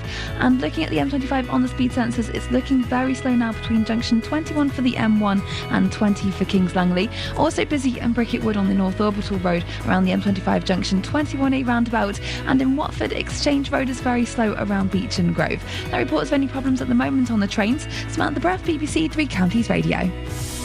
Across beds, hearts and bugs. This is BBC Three Counties Radio.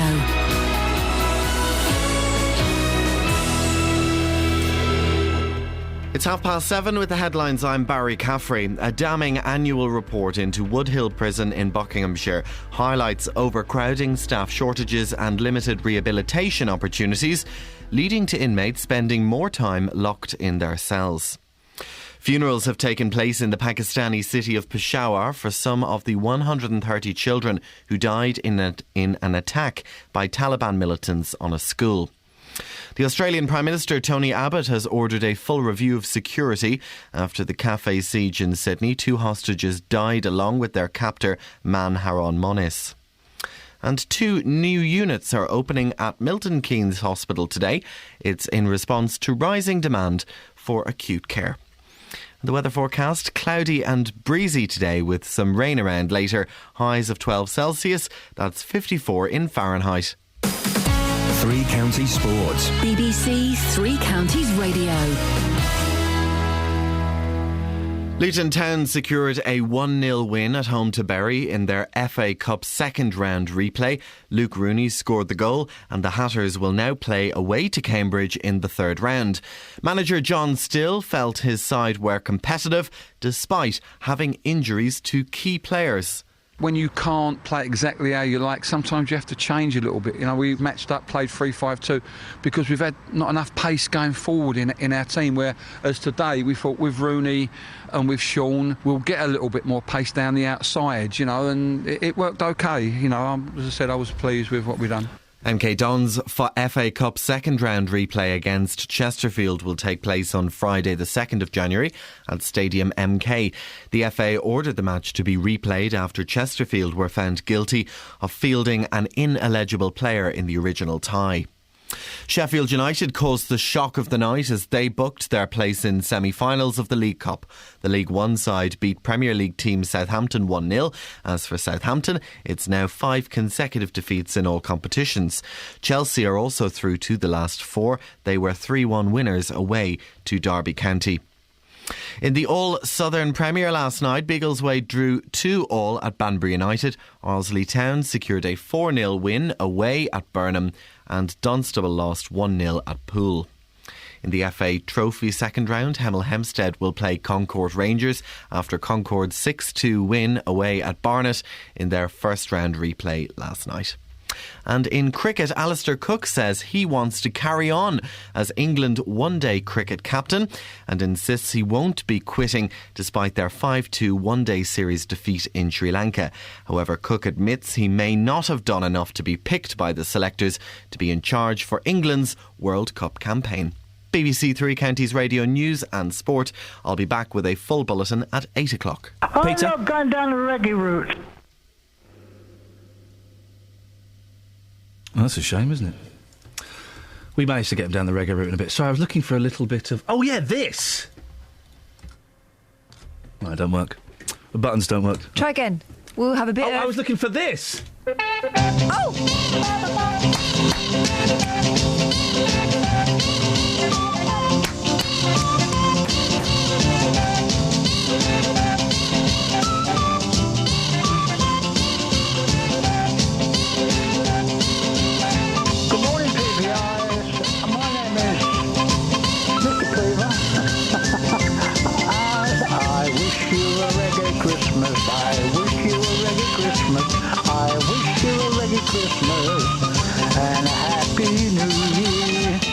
got him down the reggae route, didn't we? He loves the reggae route. He loves the reggae route. What are we talking about this morning, Catherine? The haircut thing has really ignited the internet. It has. Some people think hair is nothing to do with learning. Other people think it's all about conformity and doing as you are told. Well, what did that Muppet Dealey say earlier on? Hang on, let me ask him. Dealey?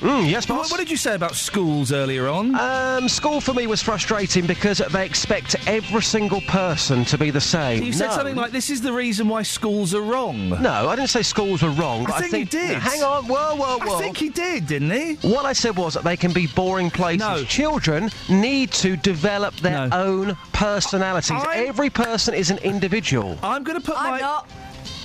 Hands up if you're an individual. Me? I'm going to put my cards on the table and say, you said, this is what's wrong with schools. Well, this is... No. This is why schools are wrong. Yeah? Look. Yeah? You in? I don't think I quite said that. I think it wasn't meant in that way. Well, but if those were the words what done come out of your mouth, then we can only interpret it in that way, innit? What has a haircut got Never to done do? for you. No, what has a haircut got to do with education? And again, if people look at the photograph, cold head, you can't study. Cold head, thick boy. They will see the haircut. That was my philosophy. Nothing wrong with that haircut. The thing is, I don't think there is anything particularly wrong with that haircut, although I suspect we've seen a slightly longer version of it than the school was initially presented with. The issue here is the dad keeps getting the haircut for the boy. That's the problem. And by the way, if Mr. Monsieur is listening... Oh, I'd love to have a chat with him, definitely. Would love to have a chat. 08459 45 555. We tried to get hold of him yesterday and we couldn't. Please put forward your side of the story, sir, because it will be interesting to hear. I think the school are wrong to send the lad into isolation, which is what they were doing. I think that's extreme and unnecessary. I can see fault on both sides. I think the family are wrong to keep sending him back with a refreshed haircut. But fast forward a few years, if your boy was sent home for having, quite a stylish traditional haircut, how do you think that might make you feel? I think obviously we haven't heard his side of the story, but if I was the parent, I probably would think, well, come on, for goodness sake, there is nothing wrong with this haircut. Can I talk you through what I would think? What I imagine I would think? Go on. I'd be flipping furious to start with. I would then feel a little bit ashamed that my boy had been sent home because of me not knowing the rules. My wife would probably talk me down from going around the school, and the next day I would think, well, do you know what? We broke a school rule, we won't learn this, and I would go and apologise to the school. Would you really, though, for a haircut like that? If it contravened the school rules, yes. Here's the thing, Justin. Everyone thinks they've got a great sense of humour and a great sense of style. Not everyone's right. So what you think is a stylish haircut for others may be flipping ridiculous. Yeah, that is and true. just listen to those words, Catherine, just for Justin's sake. Just say those last few words again. Just so see what you think may be a stylish haircut may be flipping ridiculous.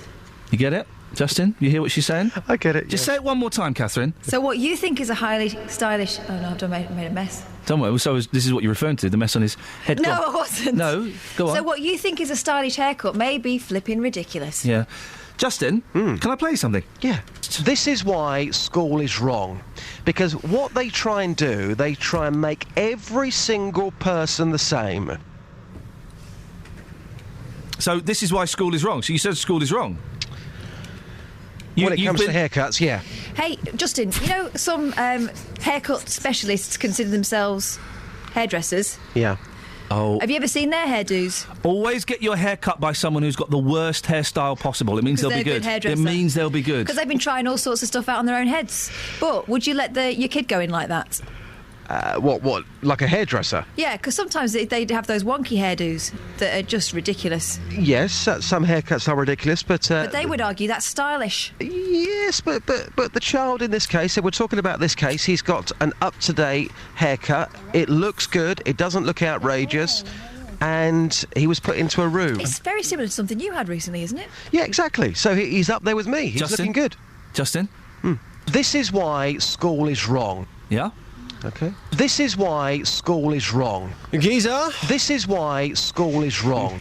Geezer? This is why school is wrong. Geezer? This is why school is wrong. Quite finished. Geezer? This is why school is wrong. Geezer? This is why school is wrong. Geezer? Where's my wood? Where is my wood, actually? I've got to say, Justin, round of applause to you. Spontaneous, picking up.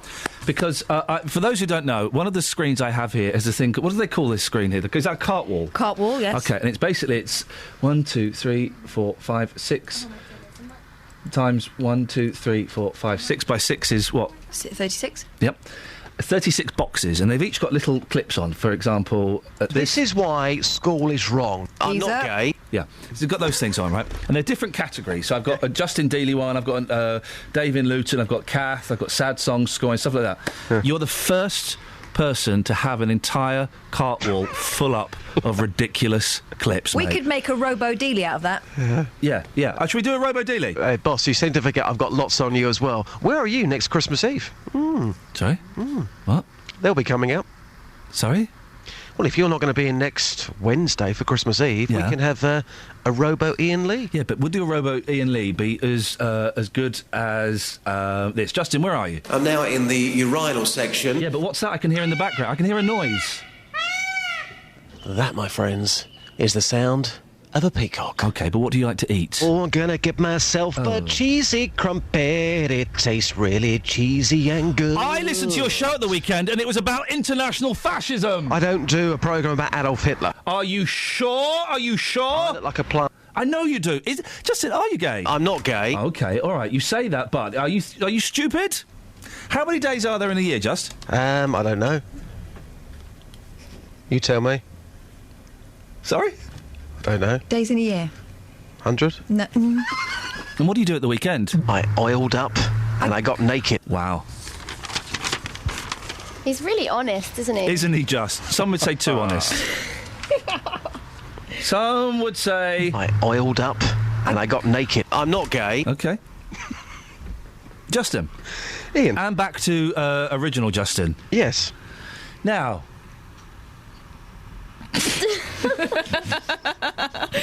I am dreading now about Christmas Eve.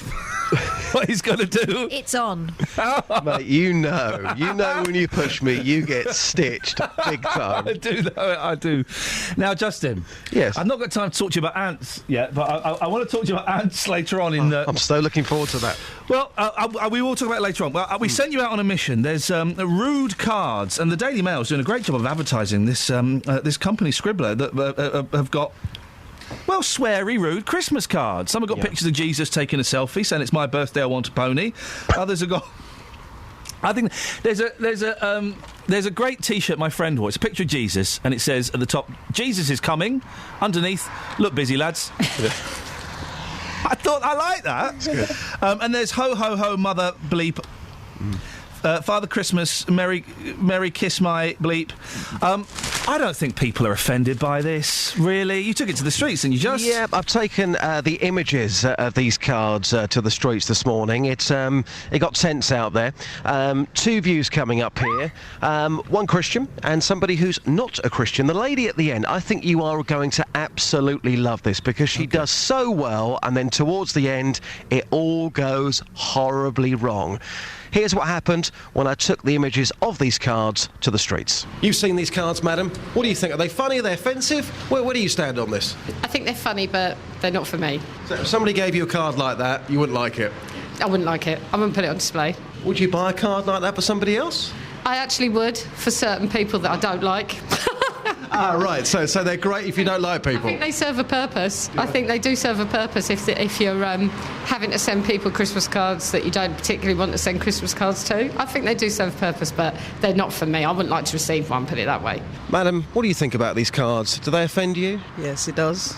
Because they shouldn't... I mean, they're not meant to use the S word on it because it's a religious thing, and you have to be holy to God. Things like that, yeah. If somebody got you a card like that for Christmas, if that came through your letterbox and you opened it and it's from a friend of yours, how do you think you might react? I wouldn't be happy about it, and I'll tell the friend off not to have bought that type of card or send that type of card to me. So you wouldn't find it funny in the slightest? No, I won't find it funny at all. I mean, what would you say to anybody listening to this who says, come on, you need to lighten up a bit, you haven't got a sense of humour? That's not a sense of humour, I find that insultive.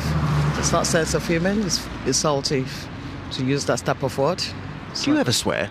You seem very pleasant. Do you ever swear? Yes, once in a blue moon, but not under my tongue, but not to say it out loud. Yeah, so... Interesting, because, seeing those cards, I'm just being honest with you, if somebody gave me a card like that, I think I'd find it quite amusing, but clearly yourself, it would really, really offend you. It will, because especially when you've got kids at home, for them to be saying it, it's not a moral thing for a kid to be reading on the card or things like that on the card. You just swore then. I know. That was me thinking you were perfect. There you go. All that talk and then suddenly she swears. Oh, Justin, that's made me laugh so much. I'll speak to you in the next hour. Take care. Thank you, mate. Bye-bye. Travel news for beds, cards and bugs. BBC Three Counties Radio. On the M1 southbound, there are hour-long delays now between junction 12 for Flitwick and 8 for Hemel Hempstead. It's very busy around there, and callers reporting that it's at a standstill in places. It also seems to be very busy around Luton Town Centre. The A6 Ring Road is very slow between New Bedford Road and Collingdon Street, and also on Vauxhall Way. That's looking very slow near Luton Airport as well, between Hitchin Road and Airport Way.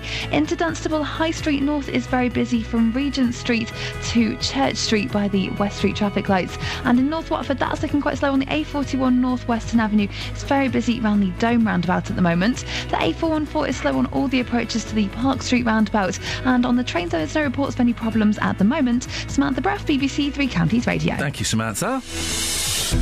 7:46. It is, what is it? Wednesday the 17th of December, I'm Iain Lee. These are your headlines on BBC Three Counties Radio. A report into Wood Hill Prison in Buckinghamshire highlights serious problems, including overcrowding and staff shortages. And the Australian Prime Minister, Tony Abbott, has ordered a full review of security after the cafe siege in Sydney. 2 hostages died along with their captor. Right, we will find out exactly, we'll dig deep to find out the truth behind Paul Scoyne's Christmases in the past. Before that, let's get the weather. Here's Kate. Beds, Hearts and Bucks weather. BBC Three Counties Radio. Good morning. It's a very mild start across all 3 counties. Temperatures in double figures. We've also got 1 or 2 outbreaks of rain at the moment, but they are working their way south and eastwards. We've got quite a fresh westerly breeze helping those along the way. Now, we're hanging on to the mild air today. The temperature's likely to get up to around 12 Celsius by the end of play this afternoon.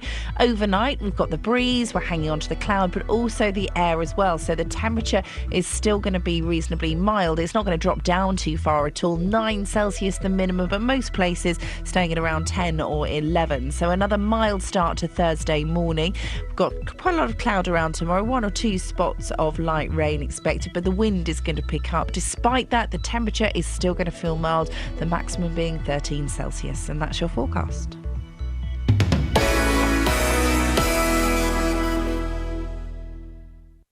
Every weekday morning, You can book your place on the show now. Jonathan Vernon Smith Come on and get some help, get some assistance. tackling your consumer problems. They couldn't trace an account in any of the names or any of the addresses that were given. For it to be running for 6 weeks and then for them to cut it all off again just doesn't make any sense. The JVS show fights for your rights. He came to me and asked if I could go and have a word with said bank. I had an email from the bank to say that you've been in touch with them, and the senior customs relations manager was most apologetic. Thankfully, you managed to get your money back. Yep, but that was due to, obviously, your station itself. The JVS show, weekdays from 9 on BBC Three Counties Radio. Good morning, PPIs. My name is Mr. Prever.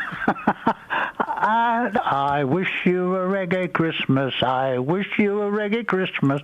I wish you a reggae Christmas and a happy New Year. OK, let's walk the Paul Scoyne's banter tightrope, shall we? Steady, everybody, steady. Morning, Paul. Morning, Ian. Good morning, Paul. How's it going? Very, very well. I believe you had a tough night last night, mate. What happened? Hey. A few disturbances with our little girl. Yes, still going through that feeding stage. Sorry, mate. Is there any chance you could blow your nose? That sniffing up of all of that mucus is... I wasn't sniffing. Oh, what were you doing? OK, no, that's fine. That's the first lie. Listen, can I play you the very, very top of the... Can I play you... Are you happy? You're an honest man, are you, Paul? I'm an honest man, yes. Yeah. Can I play you the very start of the show this morning? The very, very start of the show, which you missed because you got a baby. That's fine, doesn't matter. You can listen on Catch Up. But can I just play you the start of the show, Paul? Yes, of course. It's your show, Ian. You know. Thank you, mate. I'm glad you realised that. Have a listen. Opening the doors on the biggest advent calendar in beds, hearts and bucks. Let's see who's behind door number 17. Hello, I'm Paul Scoynes, the political...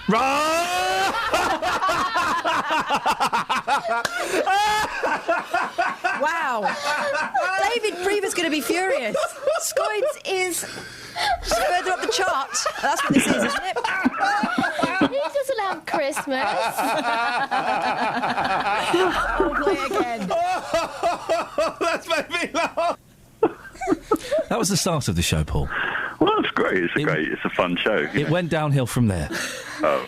Well, first of all, we were so surprised that you peaked as high as 17 on the biggest advent calendar in beds, hearts and bucks. I know, I'm surprised too. You're one better than Mr. Prever. Who's a non-mover at 17.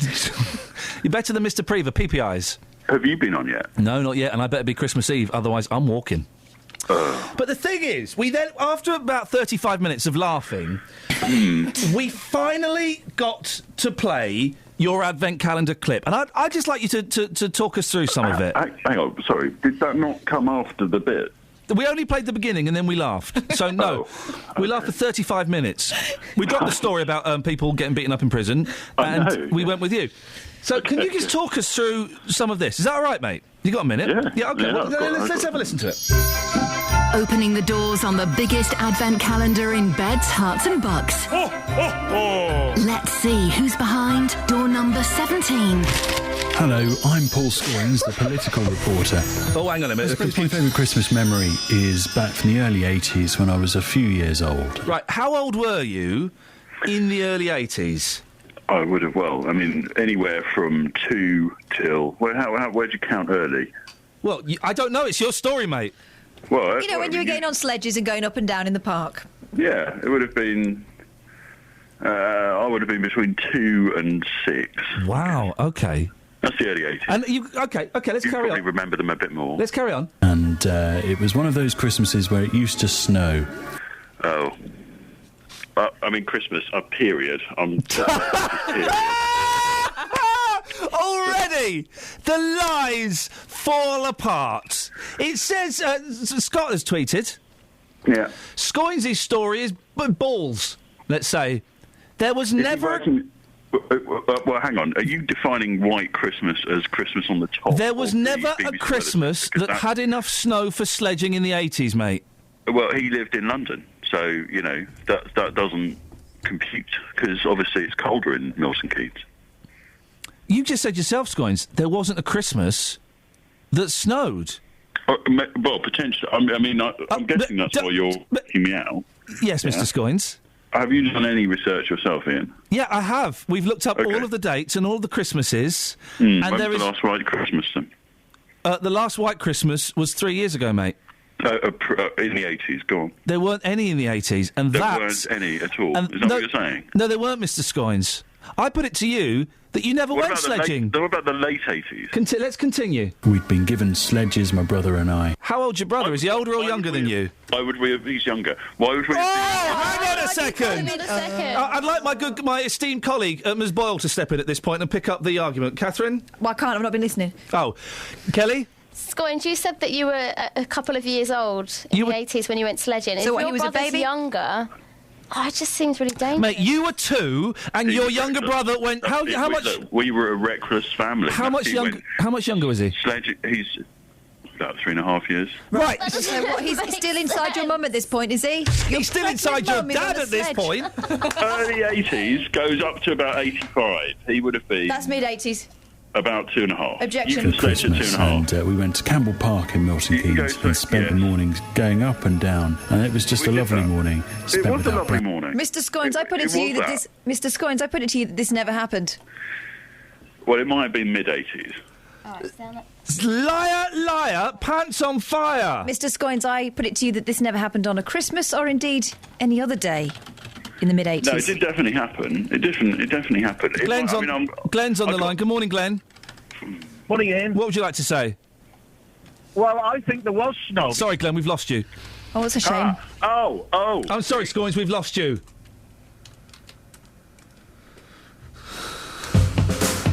Across beds, hearts and bucks. Right. This is Iain Lee. BBC Three Counties Radio. Now, story we've covered here quite a bit. People living on a mobile home site in Hertfordshire who claim they were being bullied and intimidated by their landlords have met officers from Three Rivers District Council to voice their concerns. Joined by Mick Dean, Secretary of the Newlands Park Residents Association. So you got to meet members of the council, Mick, because we've been trying to get this to happen for ages. Yes, it's good morning, by the way. Morning. Yes, it actually happened yesterday, a very amicable meeting, and we're just waiting to get the outcome from the meeting yesterday. So what was said in the meeting, Mick? Well, we discussed all the ongoing issues. We had a walk round very similar to what you did, and showed them all the pointers, and they said that they were going to compile a report and get back to us. So these are, for those who don't know the story, there are there's been leakages, there are damage to a lot of these trailers in this trailer park. There's been talk of intimidation, a huge water bill, which you suspect is down to leakages that the owners of the park haven't fixed. Three Rivers District Council haven't been particularly helpful, saying, well, we don't have to do anything about this. Did they seem... how did they seem yesterday, Mick, at the meeting? Well, it wasn't an amicable meeting. That there is still nothing resolved, and we've got to wait for them to collate the information and then get back to us and find out what actually is going to go on. But regarding the water, Affinity Water have now put a logging device on to record the water flow, and we're also waiting the outcome of that to see what the leakage problems are. Have the council given you any idea how long it will take for them to collate all the information and come up with a decision? No, I would think that they've got to meet on it and discuss it with the team and see what they can actually do. I mean, they're still saying that the issues are not concerning the licensing problems, but there are some things that they may be able to do and some things that they might not be able to. Any word from the park owners? Yeah, have you managed to speak to them at all? No, they have now refused to talk to the residents and state that all communication must be done by letter. So for goodness sakes, grow up! It's got a little bit difficult. These are the people responsible for the properties you live in, and they won't even talk to you. That's disgusting. No, I mean, it's an impossible situation, but we have put out conciliatory notes. We have received a note from them to say that they are prepared now to place water meters to individual vans, which would be part way of resolving the problem. But the problem with that is that you have to get 100% agreement with all the residents to pay £80 towards the installation, which may be a problem. Yeah. But I think that the conciliatory note is a way forward. You but sound... I still think... Sorry, Mick, sorry to interrupt. We're coming to the news. You sound a lot more optimistic than you have done when we've spoken in the past. Is that right? Yeah, but I think that this is down to you, Ian, and the members of your team helping us. Otherwise, we would have got nowhere. But the council were very, very good yesterday. Very good meeting. So I think we've got half a foot on a ladder. Okay. Well, that's how I would say it. Well, at least we got a ladder now. We didn't even have a ladder a couple of months ago. No, Mick, listen, I've got to move on. Really good news.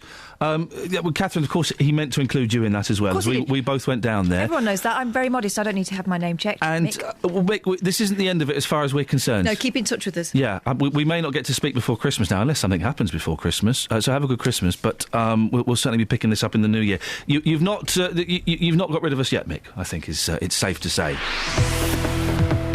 Travel news for beds, cards and bugs. BBC Three Counties Radio.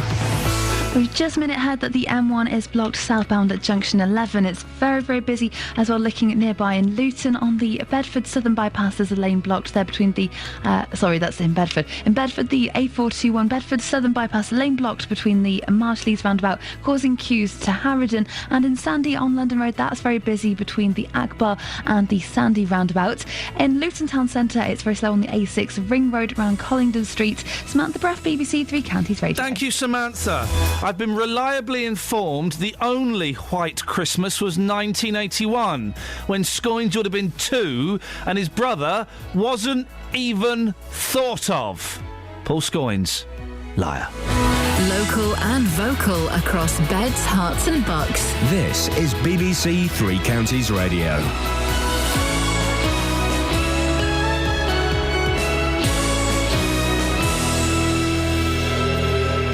It's 8 o'clock. I'm Barry Caffrey with the headlines. Problems at Woodhill Prison found in report. First funerals of children killed in Pakistan take place. And Milton Keynes Hospital hopes to treat patients more quickly by opening new units. BBC Three Counties Radio. A damning annual report into Woodhill Prison highlights overcrowding, staff shortages and limited rehabilitation opportunities, leading to inmates spending more time locked in their cells. The Independent Monitoring Board findings at the high-security prison also reveals 4 deaths in custody during the year covered by its report. Mark Johnson is founder of the ex-offender charity User Voice. He says more needs to be done to help prison management. This term of government's been responsible for reducing staff numbers to such a minimal level that every prison is on extreme levels of lockdown. Funerals are being held for the 132 children and 9 staff killed in a Taliban attack on a school in the Pakistani city of Peshawar. Pakistan is observing 3 days of national mourning. The Australian Prime Minister Tony Abbott has ordered a full review of security after the cafe siege in Sydney. 2 hostages died along with their captor, Manharon Muniz. A 13-year-old boy is due in court this morning, charged with the murder of a man in North London. Christopher Barry, who was 53, died from a stab wound outside his home in Edmonton on Sunday evening. 4 other boys, aged 13 and 14, have been released on police bail. A man from High Wycombe has been arrested on suspicion of trafficking children for sexual exploitation. The 29-year-old was arrested in connection with offences committed in Oxford 3 years ago. 2 new units are being created at Milton Keynes Hospital in response to rising demand for acute care. Both the acute medical unit and short stay assessment unit both open today. More from Carol Abercrombie. The hospital says the units are aimed at getting patients treated more quickly, reducing their length of stay and improving patients' experience. The acute medical unit will have patients staying for a maximum of 12 hours before being admitted to a specialty ward or discharged. In the short stay unit, patients will stay for a maximum of 72 hours. A father's criticised a Hertfordshire school for putting his son into isolation over his traditional back and sides haircut. 12-year-old Anthony Moziu has been removed from lessons at the Samuel Ryder Academy in St Albans because his hair is too short. These parents think the school has overreacted. I don't think it's too short. I mean, if it was shaved completely bald, then maybe. By the picture, it doesn't look like it's anything to be isolated for. No, I think it should be alright. It's quite smart in the sides. It's classic haircut, I would say, yeah. The school says they have their own set of rules, standards and expectations, and says it's very important that these rules are consistently applied. In football, Luton Town secured a 1-0 win at home to Bury in their FA Cup second round replay. Luke Rooney scored the goal and the Hatters will now play away to Cambridge in the third round. And the weather, a mainly cloudy and breezy day ahead, highs of 12 Celsius, that's 54 in Fahrenheit. BBC Three Counties Radio News. I'm back with more at 8:30. Oh, here we go. Opening the doors on the biggest Here we go, Kath. advent calendar in beds. Who could it be? It just really is the highlight of my day. Here we go. Number 17. Now I feel like Christmas. Hello, I'm Paul Scoins, the political I'm Paul Scoins, the political tell you a lie. Christmas memory is... You won't be able to trust any of my stories about councils after this. And it was one of those Christmases where it used to snow. Well, that's 1981 then. Never happened. 1981 when you were 2 and your brother wasn't born, mate. Okay. Milton Keynes, and spent the mornings going up and down, and it was just a lovely morning spent with our brand new... Thing is, if Terry Douris or someone, a councillor, came on, or an MP came on with a story as paper thin as that... Flim-flam, we would tear them apart and Scoins would be cheering us on. Yet, when the table is turned, we should have got Terry Douris on to question Paul Scoins about this and tear him apart. That would learn him.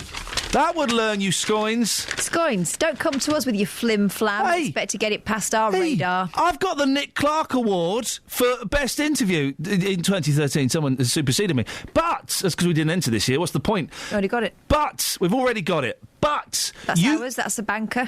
I've got it. It was mine. You should know, Scoins, never. I am the master interviewer. You can't get anything past me. I'm a human fact checker.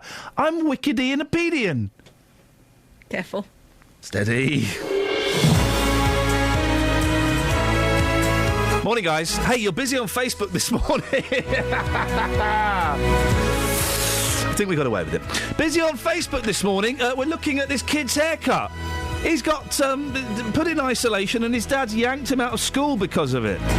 Says the school are being too heavy-handed. Well, I don't think there's anything wrong with the haircut. Perhaps the school are being heavy-handed, but... the dad, surely, by getting the haircut again and again and again, is being argumentative. The rule is nothing shorter than a number 2. He's got a 0.5. Rules is rules. 08459 455 555. Also, facebook.com/BBC3CR. What else we got, Kath? We're talking about the annual report into Wood Hill prisons expressed some concerns about the amount of time prisoners are spending in their cells and what it's describing as minimal opportunities for rehabilitation. Here's a thing. If you've been in Wood Hill, or if you have friends or relatives in Wood Hill prison, I would love to talk to you, because it's all right, you know, talking about reports. We're going to speak to the governor in a second, but I'd love to get kind of, you know, the report from the ground, if at all possible. 08459 455 555. And would you be offended if someone sent you a Christmas card with a picture of Jesus on there, taking a selfie, saying, "It's my birthday, I want a pony," or it's all about me. It's all about me, or Father Christmas swearing? Would you be offended? And you would know which of your friends would be offended, so you wouldn't send them one. In fact, maybe you could tell us which of your friends you would send it to. 08459 455 555. Across beds, hearts and bucks. This is BBC Three Counties Radio. We got any texts? Let's have a look. 81333. Start your text 3CR. Well, Paul's talking about the school rule. The haircut rule at the school is petty. I think the school has dealt with it badly, but the parent is not teaching his child a good lesson in abiding by the rules. No, I don't think anyone comes out of this story particularly well, probably apart from the lad himself. I think. Loads of this on Facebook, actually. Okay. And some similar sentiments as well. Some people think that hair shouldn't matter when it comes to school. But no, it does. It does. Another one says that there was quite an interesting one here. Kerry Hicks, if he keeps cutting his hair shorter than the grade 2 specified in the school rules, he should expect to be excluded. The parents are just being deliberately provocative. I kind of agree on that respect, I think. We'll get more of those Facebook comments a little bit later on in the show. Thank you, Kelly, if you want to put that coffee down. Lovely. That's great. And then you can leave the studio. No, everything's fine. Thank you. Thank you, Kelly. Thank you, Kelly. Thank you, Kelly. That's all right. I just need to quickly... No, I tell you what you need to... Across beds, hearts and bucks. This is Iain Lee. BBC Three Counties Radio. On to more serious things. I was saying, if you have ever been in Wood Hill, or you have a friend or a relative who is in there, do give us a call, 08459 455 555. It's coming for more criticism in the latest report from Prison Watchdogs. According to the Independent Monitoring Board, an increase in the prison population combined with staff shortages means inmates are spending more time locked in their cells. Well, someone who'll know about this, Rob Davis, Governor of Wood Hill Prison. Morning, Rob. Thanks for joining us. What do you make of this report? Do you recognise the prison that's described? Good morning, Iain. We've just got to be aware the report covers the dates from the 1st of June 2013 through to the 31st of May 14. And when the report is 35 pages long, you read the whole report, yes, it's a true reflection. We understand the problems we're under with recruitment. We understand the pressures as a prison service we're under. But there's some good points in there. What are the good points? Because we struggle to find any. Rehabilitation is described as minimal, which means the prison can't meet its stated mission of protecting the public by reducing offending levels. Staffing levels been affected by sickness, staff being put on light duties, by the high take-up of the voluntary redundancy scheme and by a freeze on recruitment. Well, there have been several deaths as well, haven't there? Yeah. Again, I'll reiterate, this report was covering a period that finished May this year. And in it, the report says number of complaints to the IMB fall into the category of staff prisoner detainee concerns, including bullying, has reduced considerably from the previous year. The board was pleased to report... Maybe there's no staff for them to report bullying too. I was just going to go on. The board was also pleased to report that despite current staff shortages, there remains many dedicated, hard-working staff who are very professional and deliver an outstanding service. So let's go through. So there's an outstanding service. You say even though it says here staffing level has been affected by sickness, staff being put on light duties, and the high take-up of the voluntary redundancy scheme. Let's talk about those 4 deaths. The 4 deaths, any death is one too many. How many? You said this only goes up to May 2014. Have there been any deaths since then? We've had one more death since. Oh, okay. Yeah. Right. And why did those? How did those deaths happen? Well, we're dealing with, every day we get between 20 and 30 new prisoners come into the prison every day. We transfer prisoners out. We're dealing with people from the streets who have very complex needs. It's a difficult job, and as I was saying earlier, one death is one too many. If there was more staff, less overcrowding, less staff shortages, then there's a chance that some of those deaths wouldn't have happened, isn't there? No. You cannot put any of these deaths in custody down to staff shortages or anything like that. So the fact that they're locked up for a long time and there aren't enough staff to look after them, that's got nothing to do with the mental condition of some of those people in there who've killed themselves? We're not locking up where people are getting out of the cells every day. They're going for showers, they're going to activities. That's when the showers work? Showers work all the time. I don't think they do, according to this report, do they? They say that some of the showers don't work. Yeah. When you go to some hotels, sometimes facilities don't work. I have a facilities department that when things go wrong... The cleanliness of the prison, there are broken showers in some units, meaning prisoners are often unable to use them. How often are they unable to use the showers? When they're reported, they're fixed. How long does it take? You have to wait for parts, but... So how long would it take to fix a broken shower? And how long would a prisoner be going without a shower? There's showers in other areas, so prisoners do not go without having showers. They can go to the gym and use the gym facility. It's not what the report says. What the report is saying, that there is sometimes cells out of action. There is prisoner damage. Reports to fixtures, fittings and equipment take too long, and broken washing machines and tumble dryers continue to be a problem. And we've addressed all of those points. Takes too long to fix these things. We address all of these points, and as fast as we can, we're repairing things. Well, but it's taking too long. You may be doing it as fast as you can, Mr. Davis, but it's taking too long, according to this report. As I say, we've moved on since the report. We're addressing it hard, and if you've got the chair of the IMB on your show, I'm sure they would reflect that we've been progress. So when a shower breaks or a fixture and fitting breaks, now it gets repaired that day? The works will go up there on that day, and if they've got the parts, they repair it on the day. OK, what about running out of toiletries and toilet paper? Does that still happen? No, that doesn't happen. OK. Lack of clean towels, bed linen and clothes? No, what we've done, I put in a bid, and we are waiting for that to go through, where we're going to upgrade our laundry to do all our own laundering, where at the moment we're sending our laundry out to another prison to do. Why is that? Is your equipment broken? No, we haven't got that equipment. We've got small laundry here, which doesn't... So you haven't got the facilities, basically, is what you're saying? Not every prison has its own laundry, no. I've requested we do it, which will give me more employment for prisoners. It will give me a better access for prisoners, access to clean laundry and to have their clothes laundered on a regular basis. We talked about a case recently of a gentleman, 27-year-old man, taken to hospital after being assaulted at Wood Hill Prison. That wouldn't have happened if there was enough staff, or there was less chance of it happening if there'd been enough staff.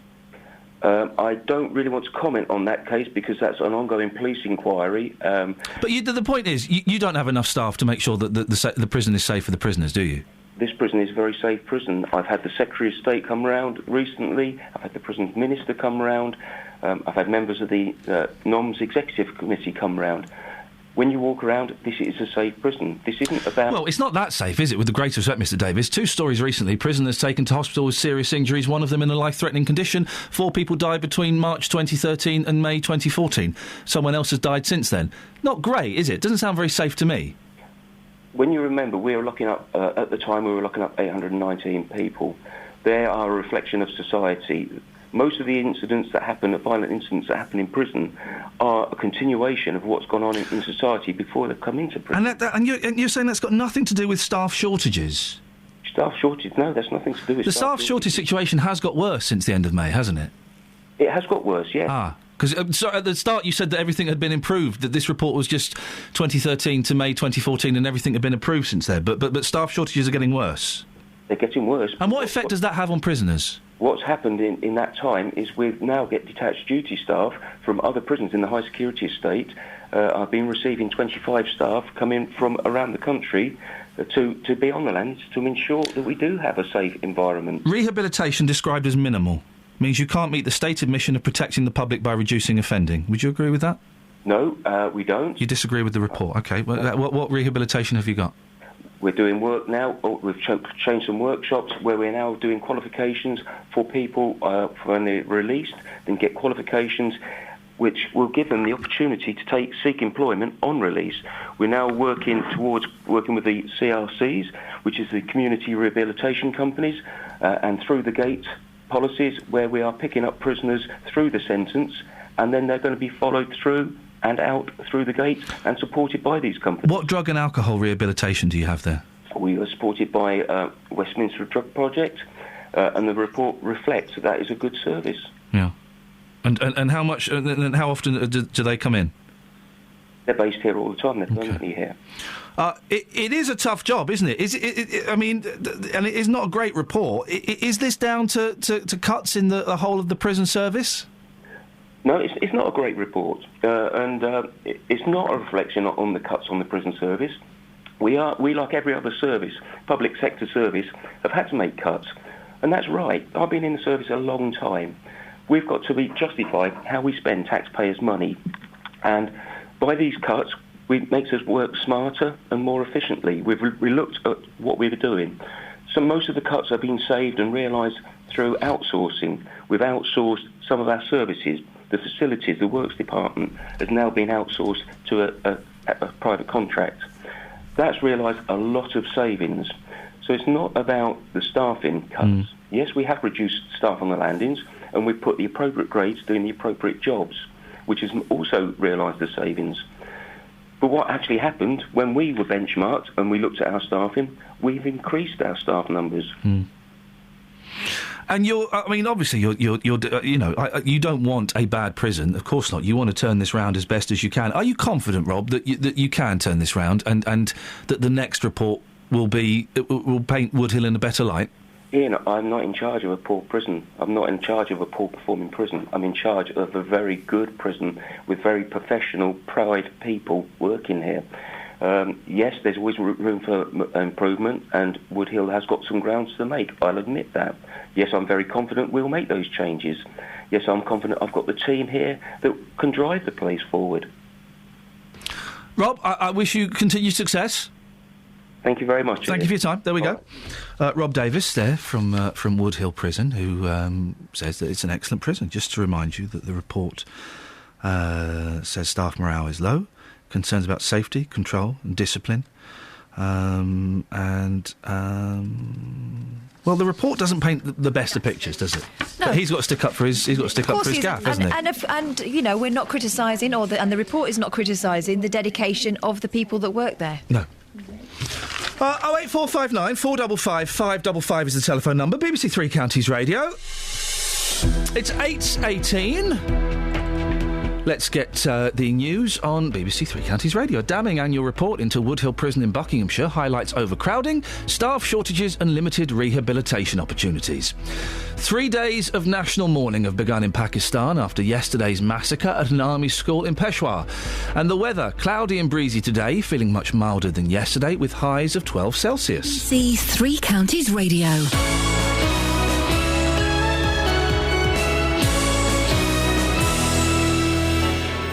offers Weekend Kitchen. On Sunday morning, the Weekend Kitchen takes all the stress out of your Christmas meals. Even if you have never cooked Christmas lunch before, this is a great place to start. We'll bring you 15 simply perfect recipes for you to make at home. Makes it light but buttery and it's so quick. Including a clever roast turkey for two. What I've done is I've actually braised it. I've sort of pot roasted it with some vegetables and some wine. Delicious desserts. I've poached some pears in cranberry juice and I put them in a trifle. I've made a jelly with the cranberry juice that I've simmered them in. And even ideas on what to do with all those leftovers. Basically just chop it all up, stir in a bit of the tikka paste that you can buy in the shops. The Weekend Kitchen Christmas Special, Sunday morning from 11 on BBC Three Counties Radio. Call 08459 455 555. BBC Three Counties Radio. Coming to you soon, Justin. Let's go to Lynn in Hemel. Morning, Lynn. Good morning. What's going on with you? I wanted to highlight something. Yes. To bring your listeners something. I was going to kill myself today. Yeah. And I spoke to Samaritans. Yeah. For about an hour. You spoke to the Samaritans, and what did they have to say? I think the reason I'm calling is because I want to kill myself. Lynn, can I ask you a couple of quick questions? Yes, of course. Have you been? Have you had a drink today? No. Not at all? No. Okay. Water. Water. Have you taken any? Have you taken anything today? Only medication I'm supposed to take. Okay, because if I can speak honestly, Lynn, as I know you don't mind me doing, you sound a little bit woozy. I'm a bit woozy. Yeah. Why are you a bit woozy? Because I wanted to know the reason I'm calling. Yeah. I hope you don't mind me using you. No. As a platform. I've got a really bad throat and everything. Why I'm calling you is to say that I would have killed myself. Why did you want to kill yourself, Lynn? Because my life is beyond anything I can cope with. But I wanted to say, if you could ask your listeners. Yeah. The Samaritans talked me out of it. They don't have any support financially or anything. I've obviously left the money in my will. But I would like you to talk to your listeners and say, can they support them in some way? And I'm sure lots of them do already. And for those who don't know, of course, the Samaritans is an excellent organisation which can help people in times of great desperation. Lynn, can I ask you, why are you whispering, or have you hurt your throat?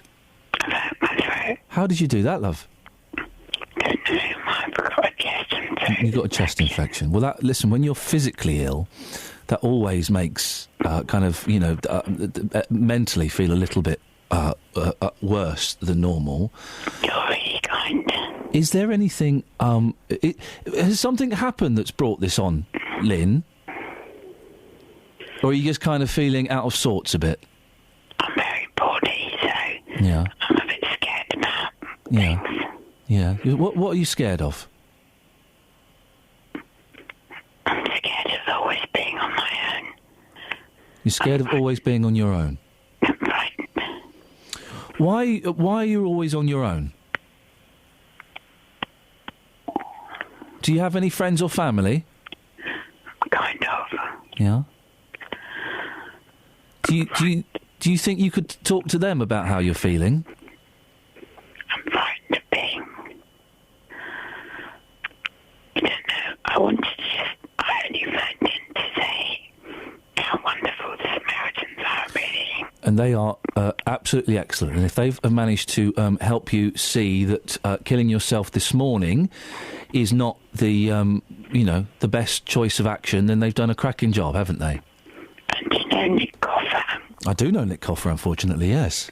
Yes, he worked for the Samaritans for years. Did he? My mum used to be a Samaritan. Here's an interesting thing, Lynn. You know the Samaritans, they're not allowed to use their real names. Oh, yeah. Talk to her, give me a load of names. No, they kind of have a big meeting where they all choose their names. It's to protect them. It's to protect their anonymity. It's not anything sinister or anything like that. But I can't understand that because I spoke to a lovely man called Joe we don't need to know anyone's names. Don't worry about that. Listen, I'm sure the person you spoke to was completely genuine and was offering the best suggestions that they could, and they helped you turn a corner, Lynn. So that's really important. I wanted you to put a message out to people saying, if you're beyond help and desperate, if you call them, they will talk you out. Well, they certainly have a pretty good success rate. I guess the thing is now, Lynn, what do we do, or what do you do to try and stop you ending up in this situation again? What are you doing for the rest of the day, love? Nothing really. Well, have you got any friends or family that you might be able to call up and speak to this morning? Is there anyone, Lynn, that if you were to put the phone down now, and we will have to put the phone down at some point because I've got to carry on, but I'm not getting rid of you. Is there anyone you could put the phone down and then pick up and dial straight away and say, do you know what, I'm feeling a bit crappy today, could you come round? No. Okay. I'm under adult care services. Adult care services? Seriously let me down. Yeah? I can't phone them, I can't do anything. Okay. When was the last time you tried to phone them? Yesterday. Okay. And what response did you get? Nothing, really. Okay. Well, why don't you try and give them a call today? And if they let you down again today, try not to turn that into a resentment. There's probably loads of cuts. They're usually busy. Of course they are. But if you need help, then hopefully they'll be able to hear you. You also know as well, don't you, that you can call the Samaritans as often as you want throughout the day. I call them all the time. Good. Well, then good. And they don't mind, and they never judge, and you can stay on there for as long as you need to, and, you can be quiet on there and not say anything, or you can talk as much as you want, and they will always be there. I just called because I wanted everybody to know that they're out there, and they will help anyone. Lynn, are you sure you've not been drinking today? No, I haven't. Can I be honest with you? Yeah. You sound drunk. I'm not drunk. You sure? Okay, all right, good. Because booze isn't going to help anything in this situation. Booze is only going to make things worse. You know that, don't you? I'm not drunk. No, and I'm not. Not. Go on. I have an alcohol issue. No. Which I'm coping with. So you have had an alcohol issue in the past. Yes. And how are you coping with that? Are you seeing anyone to help you? I was in a care home. Okay. You're in a care home? For 16 days. Okay, all right. In which time the adult care services Okay. was supposed to sort my house out and help me. Okay. So there's a lot going on. You ever been to an AA meeting, Lynn? I've been detox 3 times. Okay. Because they're quite good AA meetings. I can't go to them. I did go to them. Why can't you go to them? Because I'm disabled and I can barely walk. Well, the thing is, here's the thing, right? And I don't know what AA is like in Hemel or around you, but there's a helpline, and Kelly's going to find the AA helpline now number, and we'll give it out. And what you might be able to do, because they're really nice people. I know people who are in AA. I've been to a few AA meetings, and they're very friendly, lovely places. Sometimes they're a bit bonkers. What you can do is you can phone up the helpline and explain your situation, and there might be someone who'd be able to give you a lift. There might be. I'm involved with a local place. Okay, well, as long as you've got help. I'm going to give out... for anyone listening, by the way, I'll give out the AA helpline and the Samaritans in a minute. I'm calling just to say, yep. Please big up Samaritans. Well, you've done a great job of bigging them up. Myself. One final thing, Lynn, because I'm concerned about you. Well, you can be concerned about me because I'm desperate. I know.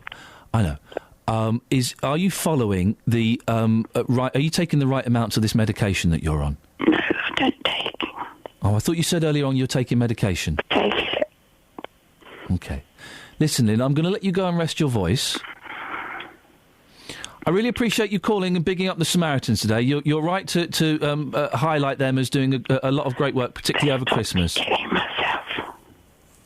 Because everybody thinks Christmas is so wonderful and marvellous. Yeah.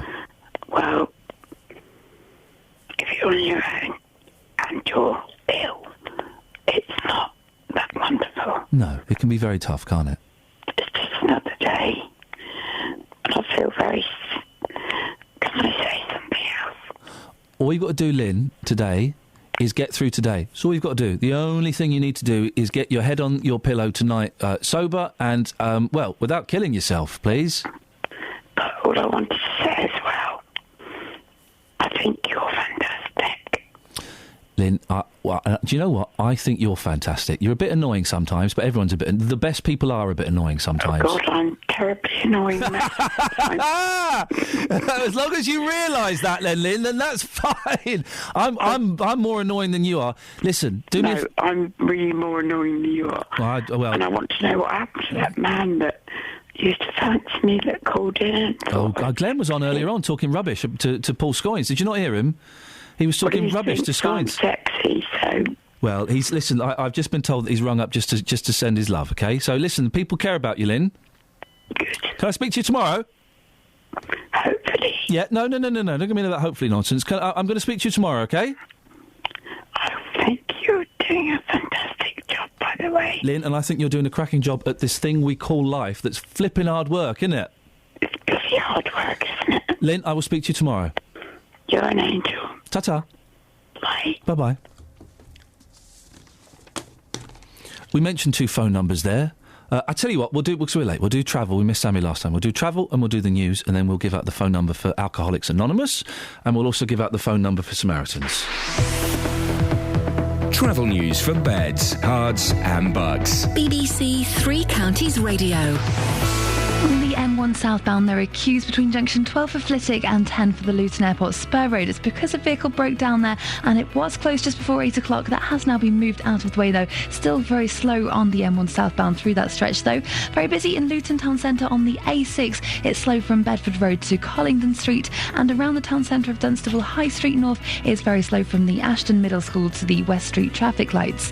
In Sandy on the A1 London Road, it's very heavy between the Akbar and the Sandy roundabout, and in Hertford on Hornsmill Road we've got reports that it's flooded between Bollocks Lane and St Mary's Lane. No reports of any problems on the trains. Samantha Bruff, BBC Three Counties Radio. Across beds, hearts and bugs. This is BBC Three Counties Radio.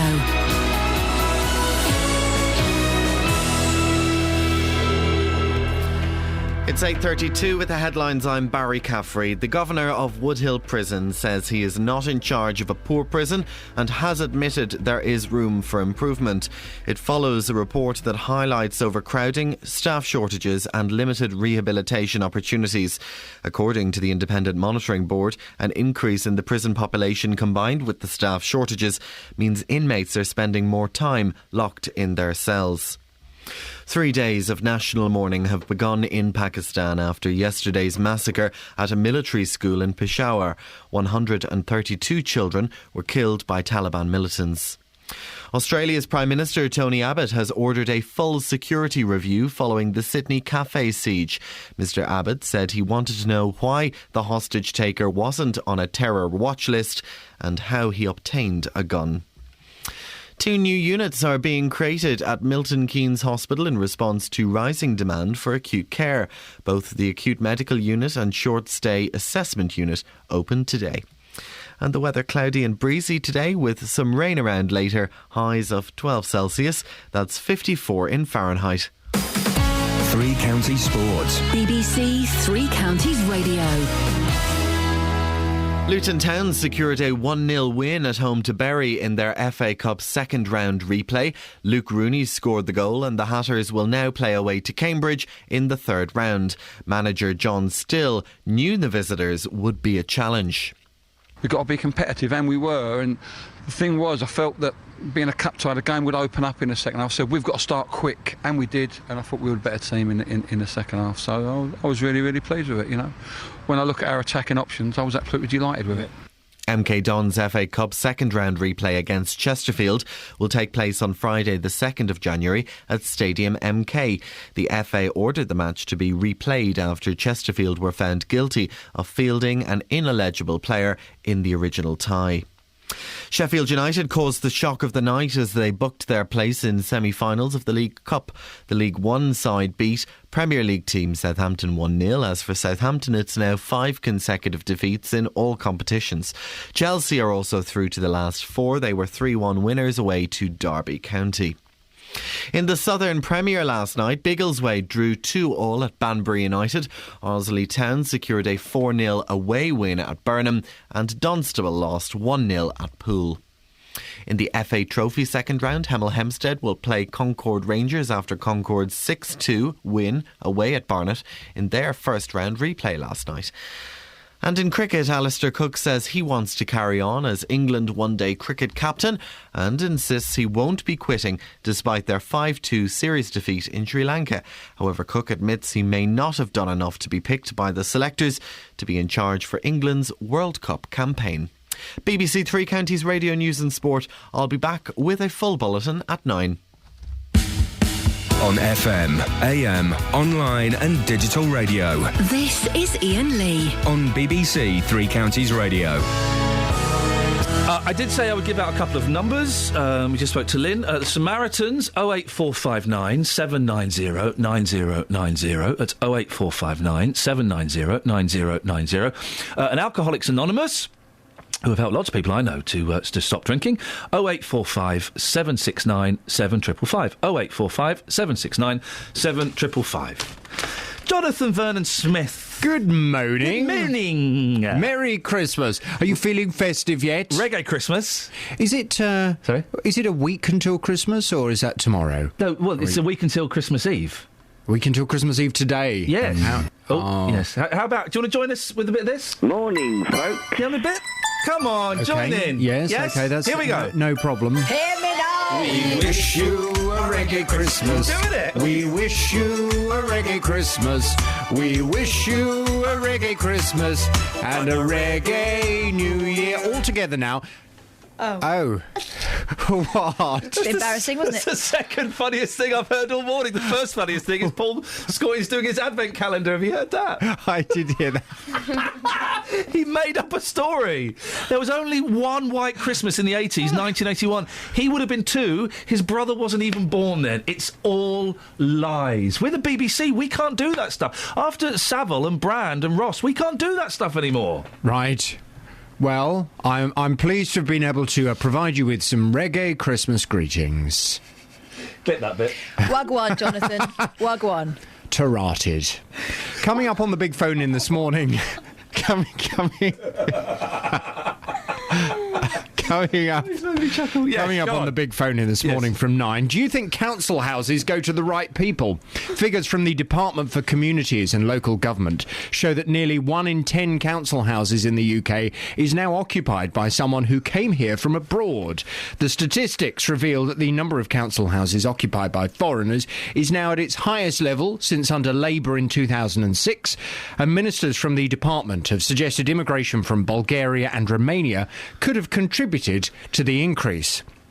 You all right there, Ian? I'm so sorry. Still enjoy that. I'm still enjoying The cross-party group on balanced migration argue that the proportion of council houses occupied by immigrants will be very concentrated in certain areas, and priority should be given to long-standing local residents. Well, Milton Keynes Council has pledged to spend £10 million on 100 new council houses in the city. But who should they go to? From 9 this morning, do you think council houses go to the right people? I'd love your call, your experience, your view. 08459 455 555. Reggae Christmas, Jonathan. Reggae Christmas to you all. Call 08459 455 555. BBC Three Counties Radio. Now, Paul Scoyne's very angry on email. He wants to correct a few facts from his factually incorrect story. I've been saying... he sent me an email saying, I was 4 in 1982, you plum. OK, well, I was saying he was 2 in 1981, the only Christmas in the 80s where there was a white Christmas. So I was wrong. So Paul was 3 in 1981, the only white Christmas in the 80s, and his brother would have been -6 months. If you don't know what we're talking about this blatant lie. Opening the doors on the biggest advent calendar in beds, hearts and bucks. Let's see who's behind door number 17. Hello, I'm Paul Scoynes, the political reporter. Liar. I suppose my favourite Christmas memory is back from the early 80s when I was a few years old. Liar. And, it was one of those Christmases where it used to snow. 1981. We'd been given You were sledges, 3. my brother and I. He hadn't been born. And we went to Campbell Park in Milton Keynes. Your mum was only 3 months Mornings pregnant. Going up and down. And it was just a lovely morning. How'd you know? With our brand new sledges. Building up to Christmas. Only 8 days to go. A tiny fetal sledge. Oh, Justin. Boss, I can confirm, OK, that you cannot lie if you work for the BBC these days. Unconfirmed reports here. Paul Scoynes is outside a certain store. He's going in to buy some new underpants. He's very, very worried. Listen, if the Daily Mail or Ofcom get hold of this, Scoynesy's screwed. We're all screwed. It'll be for the high jump. Yep. Unbelievable. I can't believe that. It's spend love all over again. Now, Justin, haircut. Thank you for your patience on this story. Right. It's a cracking story that has really... well, isn't it funny? These stories, some stories really take hold of people's imagination. I've had communication from the school as well this morning. Oh, let me explain the story and then we'll see what the school said. Basically, a Hertfordshire dad is furious after being told his son's short back and sides is against school rules. Evie Masiu says the haircut has led to 12-year-old Anthony being put in isolation at the Samuel Ryder School. The Samuel Ryder Academy in St Albans. What have the school said, Catherine? I'm afraid I'm unable to speak to you this morning, says Matt Gauthier, the head teacher of the Samuel Ryder Academy, but I just wanted to clarify the following points. Please do. Our students are welcome to have a short back and sides, and many do, but they cannot have it cut shorter than a grade 2 as per the school rules. Okay. The key issue here is whether or not the school rules have been broken and whether schools should be enforcing their rules when they are broken. Now, Anthony was given the benefit of the doubt in the first instance and received a warning rather than a sanction. The school rules have been made very clear to Anthony and his father throughout this process. This is not isolation, it's an internal exclusion. Students are not kept on their own in some room without any contact with others. Now, Anthony has not been in and out of internal exclusion, as his father has stated. He withdraws Anthony from school when we tell him that that is the sanction that has been applied. Thank you. What's that, Jen? What's the head teacher's name? That's Matt Gauthier, the head teacher. Mr. Gauthier, I would love to have spoken to you. I can understand that maybe you're a little bit busy dealing with, I don't know, school and stuff, but I appreciate you getting in touch and telling us that. And that's what it boils down to. It's the school rule, and it's the dad that, I would imagine, keeps dragging his kid to the hairdressers and getting the short haircut. And if it's the school rule and you disagree with it, well, you go to a different school. The thing is, boss, I mean, this morning, if you look on our Facebook page, you can see the picture of Anthony. Social media has gone crazy for this morning. Yeah. I think, personally, 2 wrongs. I don't think there's anything wrong with that haircut. That's just my personal opinion. Except it contravenes the school rules. But it's a smart haircut. Yep. Come on. But also the father, but also the father for again, after being warned the first time, last week sending his child back to school with the same haircut that he'd been warned about as well. So what I've done this morning, I've taken a picture of Anthony, I've taken it to the streets, getting people's opinions. The second lady coming up here, well, the second person in this piece, is absolutely fascinating. I was shocked by this. Here's what people thought about Anthony's haircut, and was it wrong? I want to ask you a quick question, sir. What's your name? Miles. Miles, describe your hair. That is a piece of art there. What's going on? It's one all over with a fade on the top and a camera going through it. Oh, with a fade. It looks fantastic. Now, look at this boy here. This is Anthony. That's his haircut, and that's against school rules. Is there anything wrong with that haircut? No, I don't believe so. That would have been fine in my old school. Were you ever sent home for wearing something outrageous or having an outrageous haircut? When it came to school, I always followed the rules. It just made it easier. But is that wrong, though? Because we're not giving kids the chance to express themselves. Exactly. Is that wrong? Yeah, I guess it is wrong because it doesn't really give them their own identity. They just got to follow everyone else, but I guess that's just how school is, isn't it? Let's get the ladies' perspective. What's wrong with that haircut, madam? I can't see anything wrong with it. It's nice and tidy, nice and short on the sides. Top is like on fashion, but not over the top. Yep. If school are saying it's against rules. It's ridiculous. It's the same with girls with hair colour. You're not allowed to have any slight change of hair colour. So I can't see what's wrong with that. He's got his natural colour. It's just nice and short. Yeah. So you're talking with experience there. How many daughters have you got at school? 2. 2 of them. Have they been sent home for having a dodgy haircut? Yeah, my youngest daughter. She went from dark brown to a blonde, and they sent her home. For having highlights? Highlights, yeah.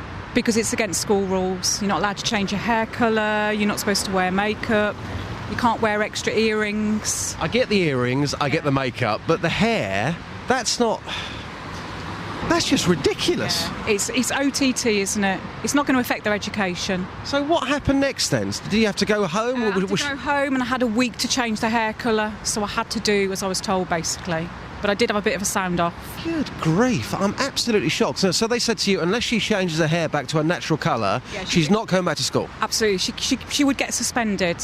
Then it would go further. You see, I've been saying to Ian this morning back in our studio that even at a young age you need to be a little bit individual, and rules are rules, but there needs to be the opportunity to develop your own personality, your own style. Exactly. They're contradicting what they're saying. They want everybody to look the same at school, but then they want them to develop their, as you say, individuality.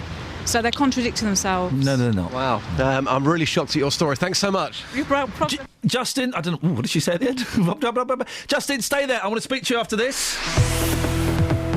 Travel news for beds, cards and bugs. BBC Three Counties Radio.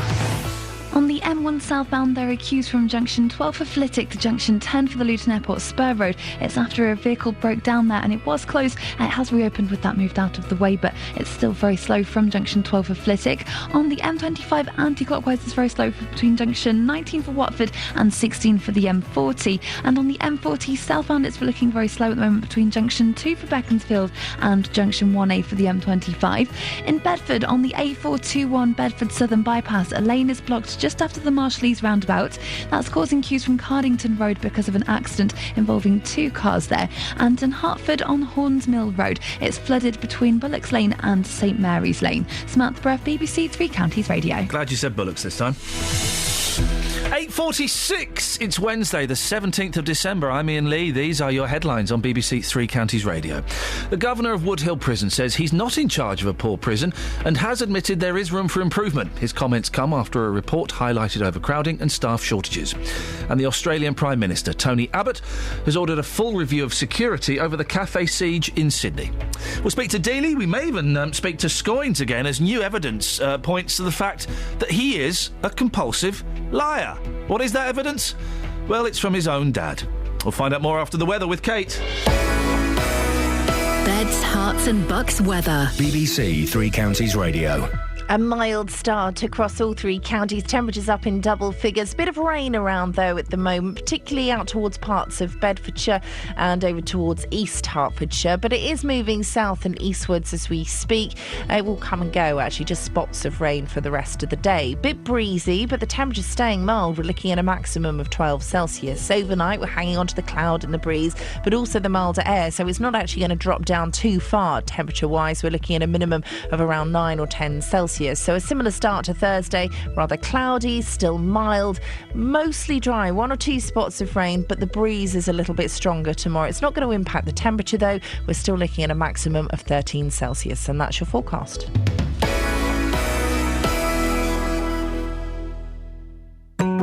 every weekday from 3. Is the best thing just to run away to a hotel somewhere? A little bit of fun. I've got a feeling that this argument unfolds in every house. The latest news. New regulations allowing parents to share the care of their child in the first year after birth come into force today. Personal Genome Service claims to offer access to more than 100 pieces of genetic information about your health. A little bit of everything. Because if you haven't got baby Jesus' nativity, then it's not a nativity, is it? Let me bring you up to speed with some local news. Good afternoon, welcome to the programme. What's your comment? We'll talk films and science fiction. I'm fascinated with science fiction films. Roberto Perroni on BBC Three Counties Radio. Across beds, hearts and bucks. This is Iain Lee. BBC Three Counties Radio. First of all, Justin. Yeah. Great Vox. Well, I have Great to say, Vox. I was shocked by what she was saying. I was in shock. What? About having a different hair colour and being sent home? Yes, mate. That's ridiculous. No, it's not. How old was her daughter? 7? 13. 13. Right, and Bleached her hair blonde. She had highlights. There's a difference. That's bleaching your hair. Oh, hang on. So, I'm sorry. I've just got why Justin is so upset. Oh, hang on, I have as It was well. the H word. It was how dare someone with highlights. How dare someone with highlights be punished? He has frosted tips. Hey, come on, schools across the UK. Let's just put everybody into a box, shall God, we? I'm And gonna make sound like- every single person the same. What a dull place we live in. I'm going to sound like one of my teachers, but it's not a fashion parade. It's not a fashion parade, Joss. Didn't say it was a fashion parade, but if she was going in wearing, as her mother said, you know, if it was the earrings or the makeup, I totally get that. But if we're talking about a change of hair colour and to be suspended from school, to be sent home and suspended for a week because of your hair colour, that is just ridiculous. Spot on. They had a choice. They could abide by the school rules or they could run the gauntlet. Yeah. They ran the horrible. gauntlet. They ran home. I didn't get to tell you about ants. Yeah. Do we want to open this can of worms now? Or should we open it tomorrow? Let's do it tomorrow. We'll do it tomorrow, Just. But yeah, I'm not in tomorrow. What? Sorry? Bit scared by the story. I don't Come think in and talk to me about ants. You know who's coming in tomorrow, don't you? For our Christmas dinner? Who? My youngest. Oh, lovely. Yay! Yeah. We're all going to go to Nandy's. Woo! Yes. See you later. Yeah, Ta-ta. bye. Good work, Just. Excellent work. Marion is Sheila talking about the same thing as Marion's Yeah. talking about. Okay, well, let's go to both of you. Morning, Sheila. Morning, Marion. Good morning. We're talking about... I should play it for those who haven't heard it, so bear with me a second. We're talking about this lie that the BBC broadcast earlier on today. Opening the doors on the biggest advent calendar in beds, hearts and bucks. Let's see who's behind door number 17. Hello, I'm Paul Scoynes, the political reporter. Hello. I suppose my favourite Christmas memory is back from the early 80s when I was a few years old, and it was one of those Christmases where it used to snow. We'd been given sledges, my brother and I, for Christmas, and we went to Campbell Park in Milton Keynes and spent the mornings going up and down, and it was just a lovely morning. And then we got on the sledge. Brand new sledges. Building up to Christmas. Only 8 days to go with BBC Three Counties Radio. Seriously, if one of the local councillors came on with a story as paper thin as that, I'd win another award. You know what that was? A tissue of lies. It wasn't it just? Marion's on the line. Good morning, Marion. Good morning. There was snow on the ground in 1985, but unless a flake of snow falls on the Air Ministry roof, during that day, they say it's not a white Christmas. Was there enough snow in Campbell Park in Christmas 1985, and I'm talking about Christmas Day, for two young lads, one who hadn't been born If yet? I vaguely remember it, a week before that Christmas, the road between Barton the Clay and Hitchin, we had to dig it out to get back from Barton the Clay. In the morning, it was you couldn't get through to it. Sheila, does this make sense? Is Marion speaking the truth? I can't say because I don't know the air. However, my comment would have been, as you are well known, all children remember the great times. Yeah, don't they? And it's possible that if, country-wise, there is a sharp frost Yeah. for 2 or 3 days. Yeah. It could be like snow. You can't sledge on frost, Sheila. You could No. down on grass. Becomes You mud. could if it's on it. No, Become mud. It become no, 'cause mud. you can't because Mud. it's solid ground. Solid ground. It's not muddy. No, but you start I nearly saw then. You start messing around on frost on a hill, that's going to turn into mud pretty sharpish. But I can remember there was snow around the Hatfield area, and that would have been just prior to Christmas because I helped someone who couldn't get to a party. Okay. So some areas it might have been cold enough to have a little bit. Okay, but you don't know what year. I think she's being kind. Yeah, Sheila, you're a kind woman, Sheila. Well, I just remember us children, when you're children, you remember the good times. And you lie. Sheila. No. Yeah. No, she's not. Well, calling... I'm a lot older than Sheila, so Yes. I know exactly when it was, because, as I say, we dug out a Barton and Clay to get the car home. Marion, Sheila, thank you very much. You're both very, very generous women. They're kind. Yeah, I've looked up 85 online, Scoins, and I couldn't see any signs of snow, so I suspect Marion is one of your kind.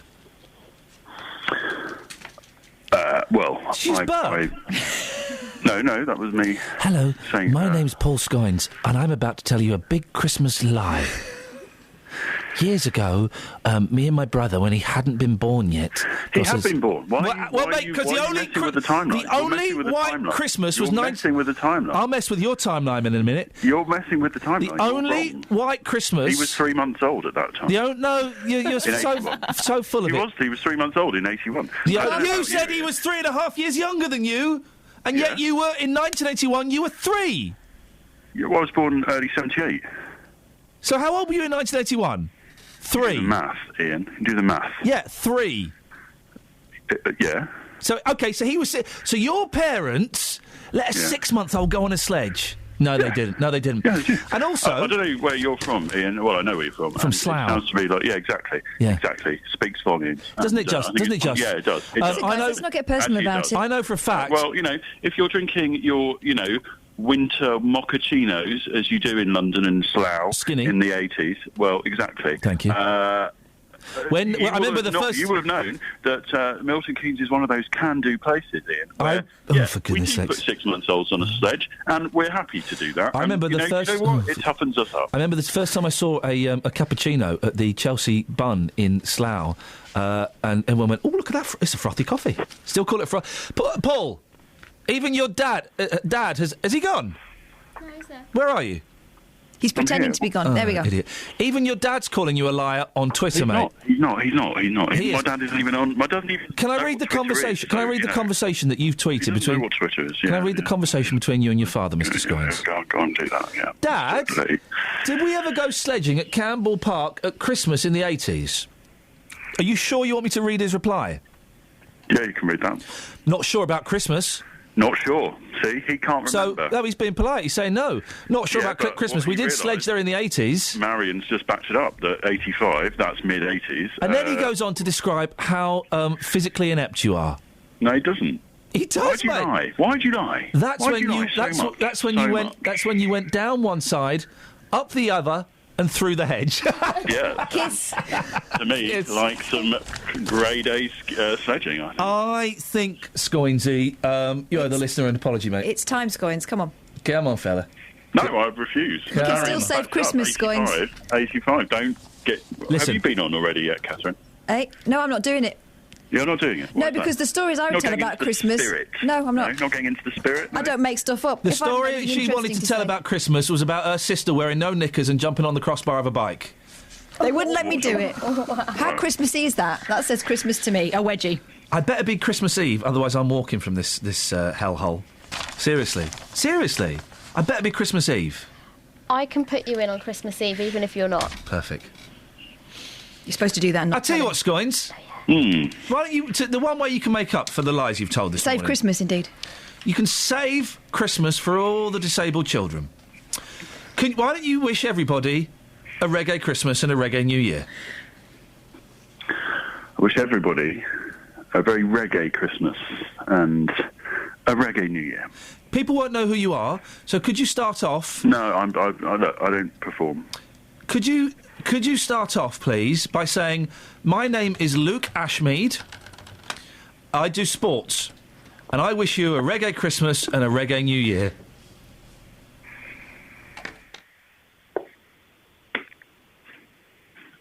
Luke?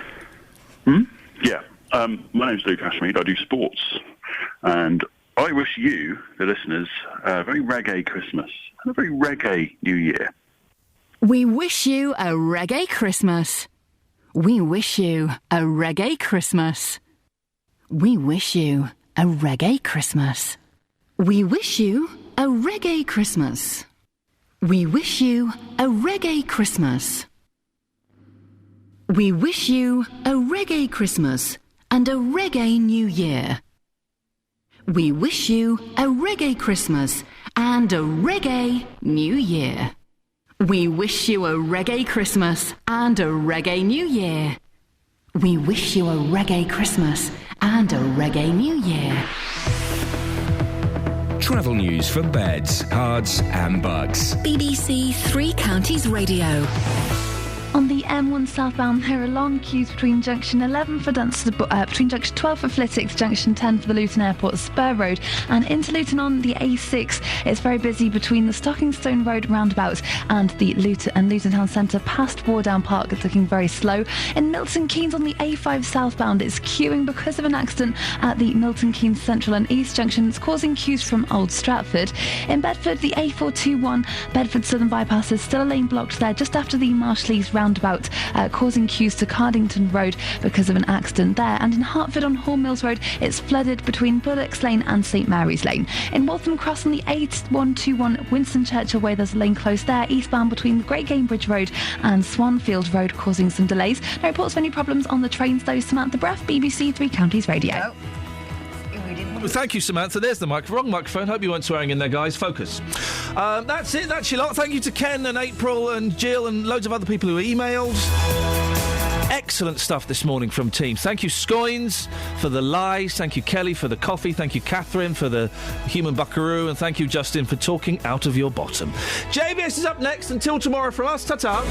Local and vocal across beds, hearts and bucks. This is BBC Three Counties Radio. Thank you, Iain. Good morning. Welcome to the JVS show. I'm Jonathan Vernon-Smith. It's Wednesday, it's 9 o'clock, and on today's Big Phone-In, do you think council houses go to the right people? Figures from the Department for